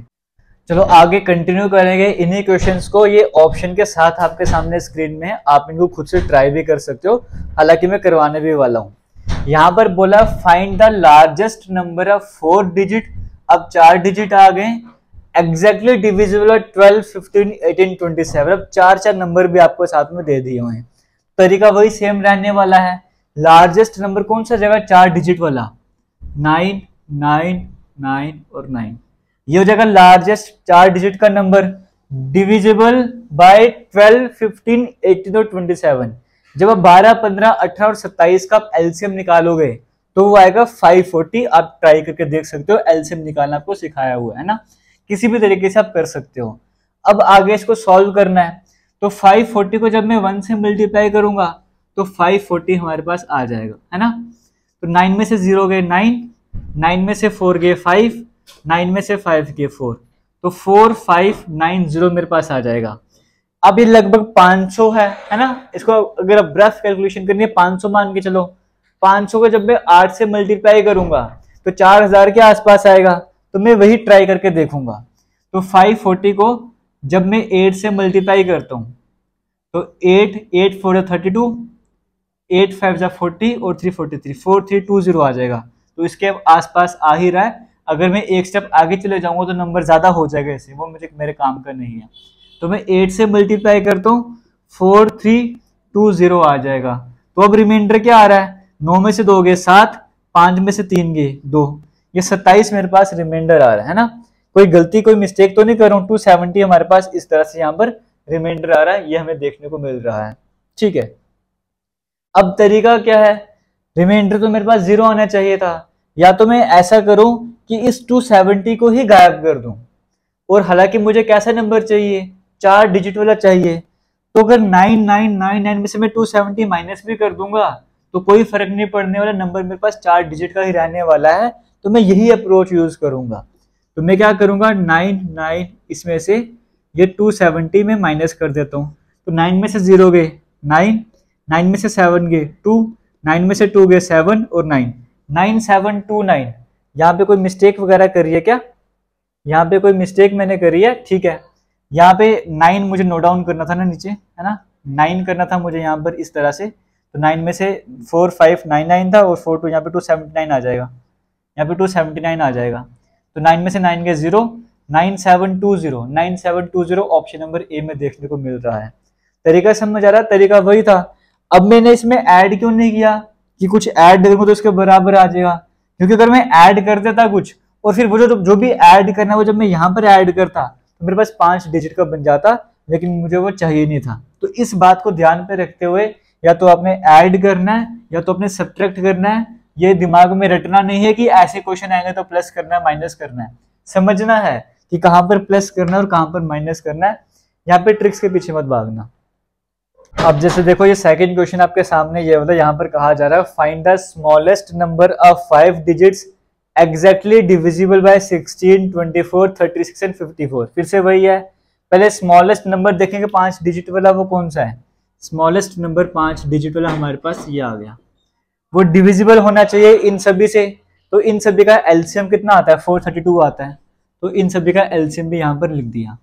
अब इसको सॉल्व करना है, तो देखो पहले 432 तो 100 से बड़ा, हमें 4 डिजिट लेने पड़ेंगे, तो 432 को मैं 2 से मल्टीप्लाई कर, 2 2 4, 2 3 6, 2 4 8, ये 864 आ गया है ना। तो यहाँ पे 10 में से 4 के 6 आ जाएगा, 9 में से 6 के 3 आ जाएगा, 9 में से 8 के 1 आ जाएगा, तो 136 था, इस जीरो को वैसे का वैसे नोट डाउन कर लिया। अब उसके बाद क्या करना है? 432 को मैं अगर मल्टीप्लाई करता हूँ 3 से, क्योंकि 400 के आसपास 1200 बन जाएगा। 3 को 2 से क्या 6, 3 को 3 से क्या 9, 3 को 4 से क्या 12, तो ये मेरे पास आ रहा है।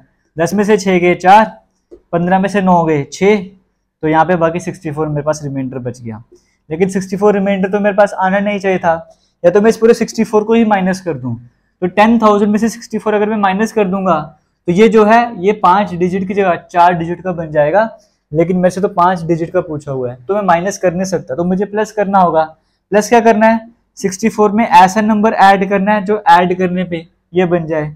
तो कितना ऐड करना है? 432 माइनस 64 करके देख लेता हूँ, तो ये 8 बन जाएगा, तो ये कितना बन जाएगा? 12 में से 6 6 68, 368 ऐड करना पड़ेगा। तो मतलब मुझे 368 यहाँ पर ऐड करना पड़ेगा, तो ये नंबर मेरे पास बन जाएगा। तो जो यहाँ पर ऐड कर रहा हूँ वो इसमें भी तो ऐड करना पड़ेगा। जब 10,000 में 368 ऐड करूंगा तो 10368 बन जाएगा, और ये मुझे ऑप्शन नंबर सी में देखने को मिल रहा है। तो इसी के साथ एलसीएम एचसीएफ ये वाला जो टॉपिक है वो हम एंड करते हैं आज का। अभी और भी क्वेश्चन आने हैं, ये कैटेगरी हम यहाँ पर खत्म कर रहे हैं, क्योंकि इस कैटेगरी से क्वेश्चन आने के चांसेस बनते हैं। वीडियो को शेयर कीजिएगा, और प्रैक्टिस क्वेश्चन के लिए कमेंट सेक्शन में लिंक मिलेगा, वो ज्वाइन कर लेना। जम्मू कश्मीर की हिस्ट्री को कंटिन्यू करने जा रहे हैं। फर्स्ट वाले पार्ट में हमने सिर्फ इतना ही देखा था कि सोर्सेज क्या हैं, कुछ important book, other archaeological sites वगैरह, इतना ही कवर किया था। लेकिन आज की वीडियो में हमने जो कवर करना है वो है राज तरंगनी, एक फेमस बुक जिसके बारे में पहले भी बताया था। ये सारा कंटेंट आज का राज तरंगनी से ही रिलेट करता है, तो आप यहाँ से समझ भी सकते हो कि किस लेवल की आपको तैयारी करवाई जा रही है। अब हम स्टार्ट करते हैं आज की इस वीडियो को। सबसे पहले राज तरंगनी की बात करेंगे। राज तरंगनी, देखो राजा मतलब, राज का मतलब राजा बन जाएगा, तरंग मतलब वेव्स है, जैसे नदियों के वेव्स होके वहां से लेकर आते हैं। तो राज तरंगनी की अगर हम ट्रांसलेशन करेंगे या बोलेंगे तो रिवर ऑफ किंग्स इसे कहा जाता है। राज तरंगनी जो है वो संस्कृत में लिखी गई थी, किसके द्वारा? कल्हण जो कि पंडित थे, कश्मीरी पंडित थे, उनके द्वारा लिखी गई थी। टाइम पीरियड क्या था जब राज तरंगनी लिखी गई थी? 1148 से 1150, और अगर प्रिसाइज कर दें तो 1149 से 1150 तक का टाइम पीरियड था जब राज तरंगनी को लिखा गया था। ये संस्कृत वाली राज तरंगनी की बात करी जा रही है। और कल्हण की अगर हम बात करेंगे, किसी के जैसे होता है ना कि कोई पर्टिकुलर बंदा वो किसी के दरबार में मिनिस्टर हुआ करता था, तो वो सब, ये किसी दरबार में मिनिस्टर वगैरह तो नहीं थे, लेकिन हाँ इनके जो फादर थे जिनका नाम चंपक था, वो राजा हर्ष के टाइम पीरियड पर एक मिनिस्टर हुआ करते थे। ये नहीं थे, बट इनके पापा जो है वो मिनिस्टर हुआ करते थे इस तरह से। अब कल्हण की बात करेंगे। कल्हण ने जो राज तरंगनी लिखी है उस टाइम किसका टाइम पीरियड चल रहा था? जयसिम्हा, आने वाले टाइम पे हम नाम सुनेंगे, तो जयसिम्हा का टाइम पीरियड चल रहा था जब कल्हण के द्वारा ये राज तरंगनी लिखी गई थी। अब इस राज तरंगनी में 7, 8 to 6 वर्सेस, जिसे श्लोक भी आप कह सकते हो, तो 7, 8 to 6 वर्सेस आपको देखने को मिलते हैं। और राज तरंगनी खुद में जो है वो 8 बुक्स में डिवाइडेड है। 8 बुक्स जिसे तरंग कहा जाता है। तो राज तरंगनी की 8 तरंग है, मतलब 8 बुक्स में राज तरंगनी डिवाइड है। पहले बुक में जैसे बेसिक कुछ जो आप कह सकते हो कि ट्रेडिशनल स्टोरीज हैं वो सब है, फिर आगे कंटिन्यू करते जा रही है, इस तरह से बुक्स आगे फैलती जा रही हैं। तो टोटल 8 तरंगे, 8 बुक्स है जो राज तरंगनी की हम बात करते हैं। तो यहाँ पे राज तरंगनी की बात करेंगे। इन्होंने इससे पहले कुछ और ऐसे वर्क थे जिनकी इन्होंने हेल्प ली थी। तो 10 to 11 संस्कृत टेक्स्ट ऐसे थे जिनकी हेल्प लेकर इन्होंने राज तरंगनी लिखी थी। जैसे जिसमें से एक नीलमत पुराण के बारे में आपने सुना, आपको पहले भी बताया था, एक नीलमत पुराण की हेल्प ली थी। फिर एक, अभी यहाँ पे नाम तो नहीं लिखा, यहाँ पर एक अथर थे, है ना, एक अथर थे, तो वो उस टाइम पे थे, तो उनकी हेल्प से भी उन्होंने भी कुछ वर्क किया था पुराने टाइम पे, कुछ संस्कृत बुक्स लिखी थी, उनकी भी हेल्प थी। उनकी हेल्प लेने के बाद कल्हण ने राज तरंगनी लिखी थी। तो फिर इसका सीक्वल भी आए, जैसे आपने बाहुबली देखी तो उसका सीक्वल आया था, आपने दूसरा पार्ट देखा बाहुबली का, वहां से सारी स्टोरी आपको क्लियर हुई थी। वैसी राज तरंगनी की बात करें, कश्मीर की हिस्ट्री पूरी समझनी है तो राज तरंगनी हालांकि है बड़ी इंपॉर्टेंट है, क्योंकि स्टार्टिंग में से पता लग रहा है, लेकिन उसके बाद क्या हुआ, नेक्स्ट स्टोरी क्या थी, उसके लिए सीक्वल आते जाएंगे। तो जो पहला सीक्वल आया था कैसे, तो राजतरंगिणी के बाद वाली जो बुक आई थी वो कौन सी थी, वो थी द्वितीय राजतरंगिणी, मतलब सेकंड वाली राजतरंगिणी, जिसे किसने लिखा था, जॉन राज के द्वारा लिखा गया था। टाइम पीरियड कौन सा था, जैन उल अबदीन का टाइम पीरियड था। इससे पहले जो हमें हिस्ट्री पता थी कलम से, वो 1149 तक पता लग रही थी। फिर 1150 से लेके 1459 तक का जो टाइम पीरियड है, ये सारा द्वितीय राजतरंगिणी से पता लगता है, जो कि जॉन राज द्वारा लिखी गई थी। फिर द्वितीय की टर्न खत्म होती है, 1459 के बाद का पता करना है तो हमें जाना पड़ेगा तृतीय राजतरंगिणी, तीसरी राजतरंगिणी की तरफ। जो ये राजतरंगिणी 8 बुक्स की, अगर आपको कंफ्यूजन हो रहा है, ये राजतरंगिणी अपने आप में 8 बुक से मिलकर बनी हुई है, ठीक है। तो ये 8 बुक्स बोल लो या अकेले राजतरंगिणी की बात कर लो, एक ही बात है। जब ये सारे खत्म हो जाते हैं कहानी, तो फिर राजतरंगिणी का सेकंड बुक अलग से आती है। ये जो 8 बुक्स हैं ये इसी राजतरंगिणी का पार्ट है, तो ये मत सोचना कि इसके बाद सेकंड बुक अलग है। ये 8 राजतरंगिणी इक्वल्स टू 8 बुक्स। तो जब ये राजतरंगिणी कंप्लीट हो गई, ये सारी 8 बुक्स कंप्लीट होगी, उसके बाद की सीक्वल की बात कर रहा हूं मैं। तो उसके बाद द्वितीय राजतरंगिणी आई, फिर तृतीय राजतरंगिणी आई। तृतीय राजतरंगिणी जो है वो जॉन राज के ही डिसिपल थे, कौन, श्रीवरा, उनके द्वारा लिखी गई थी। तो इसे क्या कहा जाता है, इसे जैन राजतरंगिणी भी कहा जाता है। अगर तृतीय राजतरंगिणी की बात करेंगे, सही नाम क्या है, जैन राजतरंगिणी। और 1459 से लेके 1486 का तक टाइम पीरियड था, उसके बारे में कश्मीर की हिस्ट्री का यहाँ से पता लगता है। फिर तृतीय राजतरंगिणी के बाद क्या हुआ था, ये राजा वली पटाका लिखी गई थी, जो कि प्रज्ञा भट्ट के द्वारा लिखी गई थी। लेकिन ये वर्क कंप्लीट नहीं हुआ था, लेकिन हाँ, इस वर्क से हमें 1486 से लेके 1512 तक का टाइम पीरियड का पता लगता है। फिर इसकी हेल्प लेके जो चतुर्थ राजतरंगिणी है कि फोर्थ राजतरंगिणी लिखी गई थी सुका के द्वारा। तो यहाँ से हमें आगे और डिटेल्स देखने को मिल रही थी। ये तो हो गए कि द्वितीय हो गया, तृतीय हो गया, चतुर्थ राजतरंगिणी हो गया, किसने लिखी थी, क्या था, वो सारा आपको सिस्टम कवर हो गया। क्योंकि राजतरंगिणी ने बड़ा इंपॉर्टेंट रोल प्ले करा है कश्मीर की हिस्ट्री समझने के लिए, समझाने के लिए। फिर अब होता क्या है, राजतरंगिणी को जैसे जिसने भी कश्मीरी की हिस्ट्री को जाना चाहा, वो बाकी सब भी जाने से ट्रांसलेशन करते थे। जैसे साउथ की कोई मूवी है, वो आपको यहाँ पे लेके आनी है, नॉर्थ साइड में अगर डबिंग करनी पड़ेगी ना, हिंदी में डब करनी पड़ेगी, तभी सबको समझ आएगा। वैसे सबको समझाने के लिए, समझने के लिए इसे ट्रांसलेशन करना जरूरी था। तो कुछ फेमस ट्रांसलेशन की बात करेंगे, जैसे पर्शियन लैंग्वेज, क्योंकि उस टाइम पे तकरीबन सारे पर्शियन ही समझते थे, जो भी राजा वगैरह हुआ करते थे इस तरह से ना। तो पर्शियन लैंग्वेज में ट्रांसलेट करवाया गया था। पर्शियन लैंग्वेज में ट्रांसलेशन किसने करी थी, मुल्ला शाह अहमद के द्वारा जो है वो पर्शियन लैंग्वेज में ट्रांसलेशन करी। तो करवाई किसने थी, ये करवाई थी, यहाँ पे लिखो, जैन उल अबदीन ने जो है वो ट्रांसलेशन करवाई थी। लेकिन करी किसने थी, मुल्ला शाह अहमद ने करी थी। और मुल्ला शाह अहमद के इस वर्क को जो पर्शियन में ट्रांसलेट करा था, इसे कहा क्या गया, बेहर उर असमर का इसे नाम दिया गया था। इसका मतलब है सी ऑफ टेल्स, है ना, कहानियों का सी, समुद्र पे ऐसे कह सकते हो। तो इसका मतलब ये है। तो ये लिखी गई थी, हालांकि ये वर्क कंप्लीट नहीं हो पाया था, पूरी तरीके से ट्रांसलेशन नहीं कर पाई थी, आगे और भी बड़े सारे लोगों ने काम करता, फिर फाइनली जाके कंप्लीट हो। लेकिन हाँ, जो ट्रांसलेशन स्टार्ट करी, कुछ हद तक काम करा था, वो मुल्ला शाह अहमद के द्वारा करा गया था। जैनुल अब्दीन का टाइम पीरियड था, जैनुल अब्दीन ने ऑर्डर दिए थे। ये हो गया पर्शियन में ट्रांसलेशन। फिर इसको इंग्लिश में भी ट्रांसलेट करा था। इंग्लिश में ट्रांसलेट करा था M.A. Stand, mark Aurel stand के द्वारा ट्रांसफर करा गया था। बुक का नाम क्या था, a chronicle of the kings of Kashmir, ये इस बुक का नाम था जब इसे इंग्लिश में ट्रांसलेट करा गया। फिर इसे हिंदी में भी ट्रांसलेट करा गया था। हिंदी में जो ट्रांसलेट करा था वो पंडित गोपी कृष्ण शास्त्री द्विवेदी, इन्होंने हिंदी में ट्रांसलेट करा था। और उर्दू में जिन्होंने ट्रांसलेट करा था वो थे पंडित ठाकुर आचार्यचंद शाहपुरा, इनके द्वारा जो है वो उर्दू में ट्रांसलेशन करा गया था। तो फेमस ट्रांसलेशन भी आपको बता दी, जो मेन आपको उर्दू में किसने करा, हिंदी में किसने करा, इंग्लिश में किसने करा, पर्शियन में किसने करा, वो सारा आपको समझ आ गया। राजतरंगिणी की सारी डिटेल्स आपको कवर आ गई। तो आज का आप लेक्चर देखो, पूरा का पूरा लेक्चर जो है, आज का टॉपिक जो है हिस्ट्री का, जम्मू कश्मीर की हिस्ट्री का, वो राजतरंगिणी पे ही निकाल दिया है। अब अगर आप कंपैरिजन करना चाहोगे, कोई भी बुक आप उठा लो, वहां पर जिस हिसाब से आपको हिस्ट्री करवाई जा रही है, कंपैरिजन करके देखना। अगर आपको लगता है कि हाँ कोई कमी वगैरह है, तो आप मुझे बताना, मैं आने वाले लेक्चर में उसे भी दूर करने का ट्राई करूंगा। लेकिन आपको लगता है कि कंटेंट ऐसा है कि जो इजीली अवेलेबल नहीं है हर जगह, क्योंकि कंपाइल करेगा सारे कंटेंट, तो वीडियो को शेयर जरूर कीजिएगा, सब तक पहुंचाइएगा, क्योंकि सबको पता लगना चाहिए ना कि कोर्स चल रहा है और कोर्स किस तरह का, वो दिखना भी चाहिए सबको। क्योंकि कईयों को पता ही नहीं लगेगा, सोचेंगे पता नहीं क्या चल रहा है क्या नहीं चल रहा। जब सबको इसके बारे में पता लगेगा कि हाँ एक कोर्स चल रहा है यूट्यूब पर, जहां पर एक ही वीडियो में सभी सब्जेक्ट्स को कवर करवाया जा रहा है, और किसी भी एग्जाम की तैयारी करोगे आपके लिए वो हेल्पफुल रहने वाला है। जब सभी को पता लग जाएगा, फिर आपको चाहे शेयर करने की जरूरत भी नहीं पड़ेगी, वैसे रिस्पॉन्स आएगा। और आपका जो रिस्पॉन्स मुझे मिलेगा वो मोटिवेशन का काम करेगा, और मैं और बेहतरीन तरीके से काम कर सकूंगा। फिलहाल आपको ये रिक्वेस्ट करूंगा, वीडियोस को शेयर जरूर करते रहिए। Thank you.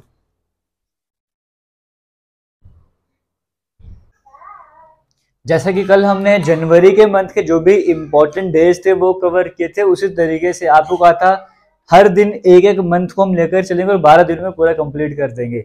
आज फरवरी मंथ की बात करेंगे, जो भी इम्पोर्टेंट डेज हैं वो सारे कवर करने।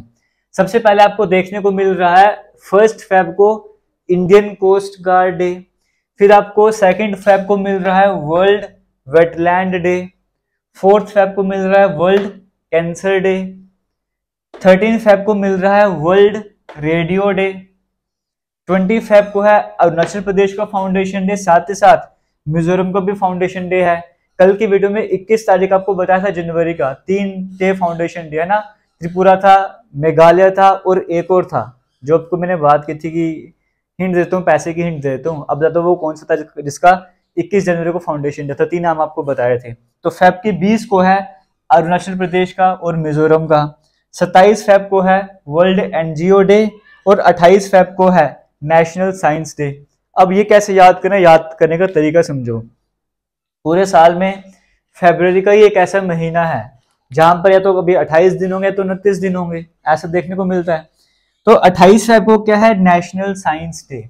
मतलब ये कौन सी साइंस है, आप ऐसे कोई नॉर्मल इंसान को नहीं पता क्यों ऐसा होता है, ऐसे बोल सकते हैं कि यार ये कौन सी साइंस है कि पूरे साल में हर महीने में 30-31 दिन होते हैं, ये अकेला महीना है जहाँ पे 30 दिन में नहीं पहुंच पा रहा है, तो कौन सी साइंस लग रही है। तो 28 फेब को, क्योंकि महीने का लास्ट दिन है, इसी दिन क्वेश्चन पूछोगे कौन सी साइंस लग रही है, तो नेशनल साइंस डे आ गया 28 फेब को। इस तरीके से आप याद कर सकते हो।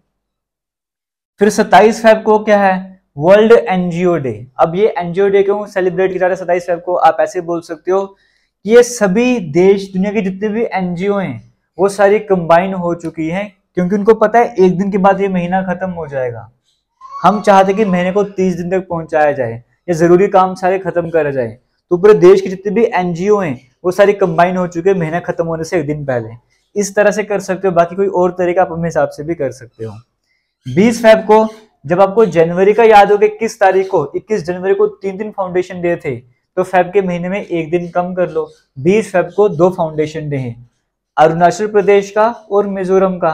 तो यहाँ पे मजे हैं सिर्फ 2 ही आपको याद करने, मजे हैं सिर्फ 2 ही आपको याद करने, एक अरुणाचल प्रदेश और एक मिजोरम। 13 फेब को क्या होता है वर्ल्ड रेडियो डे। अब कैसे याद करोगे, 14 फेब को वैलेंटाइन डे होता है ना, आप ऐसे मान के चलते हो। तो वैलेंटाइन पर आप किसके लिए अनाउंसमेंट करना चाहते हो रेडियो में, किसको गाना सुनाना चाहते हो रेडियो में, किसको डेडिकेट करोगे गाना रेडियो में, 13 फरवरी को गाना डेडिकेट कर देना ना। तो रेडियो में डेडिकेट करो 13 फेब को और 14 को जाके प्रपोज कर दो, इस तरह से कहानी चला लो। तो 13 फेब को रेडियो में अनाउंसमेंट कर दी, 14 को जाके प्रपोज कर दिया, इस तरीके से भी याद कर सकते हो। 4 फेब को है वर्ल्ड कैंसर डे। इसकी क्या ट्रिक हो सकती है वो आप मुझे कमेंट सेक्शन में बताओ। 2 फेब को है वर्ल्ड वेटलैंड डे। 1 फेब को है इंडियन कोस्ट गार्ड डे। फरवरी के पहले मंथ में क्या है इंडियन कोस्ट गार्ड डे। तो कोस्ट गार्ड आप समझना, जैसे पहले महीने में हम आर्मी को लेकर आए थे, दूसरे महीने में हम कोस्ट गार्ड को लेकर आए, समुद्र वाले साइड में हम आ चुके हैं। अब जब समुद्र के साइड की बात कर रहे हैं तो वहां पे गीली जगह होगी, तो 2nd नंबर पे कौन सा आ गया। जब हमने कोस्ट की बात की, कोस्टल एरिया की बात की, तो वेटलैंड अपने आप आ जाएगा, गीली जगह अपने आप आ जाएगा, वैसे मान के चलो है ना। तो 1 को है इंडियन कोस्ट गार्ड डे, 2 को आ गया वेटलैंड डे, 4 को था कैंसर डे। फिर हमने 13 फेब की बात की, वो रेडियो डे था क्योंकि 14 को वैलेंटाइन है, 13 को हमने 14 को प्रपोज करना है, 13 को गाना डेडिकेट कर देंगे। 20 को 2 अरुणाचल प्रदेश और मिजोरम का फाउंडेशन डे था। 27 फेब को सारे एनजीओ कंबाइन हो गई थी और 28 को ये कौन सी साइंस लग रही है, तो नेशनल साइंस डे। इसी के साथ फेब मंथ के सारे इंपॉर्टेंट डेज कवर हो गए, जनवरी के भी हो गए थे। बाकी आप अपने टेस्ट चेक करने के लिए आपको पता है कहाँ पर जाना है। तो आगे चलते नेक्स्ट टॉपिक की तरफ। इसी के साथ डे 3 का आज हम यहाँ पर एंड कर रहे हैं। उम्मीद करता हूँ आपको आज की वीडियो भी अच्छी लगी होगी। पुरानी वीडियो जब भी तक आपने नहीं देखी है, प्लेलिस्ट बनी है कंप्लीट कोर्स के नाम से, वहां पर आप जा सकते हो। प्लेलिस्ट वाले सेक्शन में जाओगे, वहां पर सभी वीडियो सीक्वेंस में मिलेगी, आप वहां पर जाके वीडियोस को देख सकते हो। और हो सकता है जब आप ये डे 3 वाली वीडियो देख रहे हो, क्या पता आपको भी लेट देख रहे हो तो डे 10 भी अपलोड हो गया हो, तो उस प्लेलिस्ट में आपको सारी वीडियोस मिल जाएंगी। और साथ में बताना चाहूंगा अगर अभी तक आपने वो टेस्ट सीरीज को ज्वाइन नहीं करा है, जो भी आपको पढ़ाता हूँ उसे रेडिट क्वेश्चंस वगैरह आपके टेस्ट के फॉर्मेट में, एमसीक्यू के फॉर्मेट आपके सामने आते रहते हैं, तो उस टेस्ट सीरीज का लिंक आपको वीडियो के कमेंट सेक्शन में मिल जाएगा, पिन करा हुआ सबसे ऊपर टॉप में मिलेगा। वहां पर जाके आप उसे ज्वाइन कर सकते हो। आप जैसे ज्वाइन करोगे आपके सामने एमसीक्यू डे 1 डे 2 के हिसाब से आ जाएंगे। आप उन्हें अटेम्प्ट कीजिए, लेवल चेक कीजिए, अपनी रिवीजन करिए, बाकी से कंपैरिजन करिए आप कहाँ पर स्टैंड करते हो। अगर आप किसी कॉम्पिटिटिव एग्जाम में जा रहे हो तो बाकी से कितना आपको फाइट करना पड़ेगा, कितनी ज्यादा मेहनत आपको करनी पड़ेगी, वो सब क्लैरिटी आपके सामने हो जाएगी।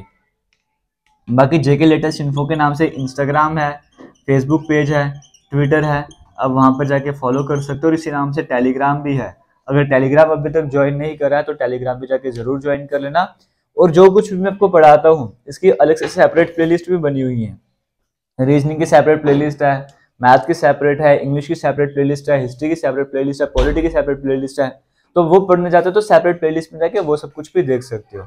तो फिलहाल करेंगे आज की इस वीडियो को एंड, मिलेंगे नई वीडियो में नए लेक्चर के साथ। तब तक के लिए थैंक यू, जय हिंद। वीडियो को शेयर जरूर कीजिएगा।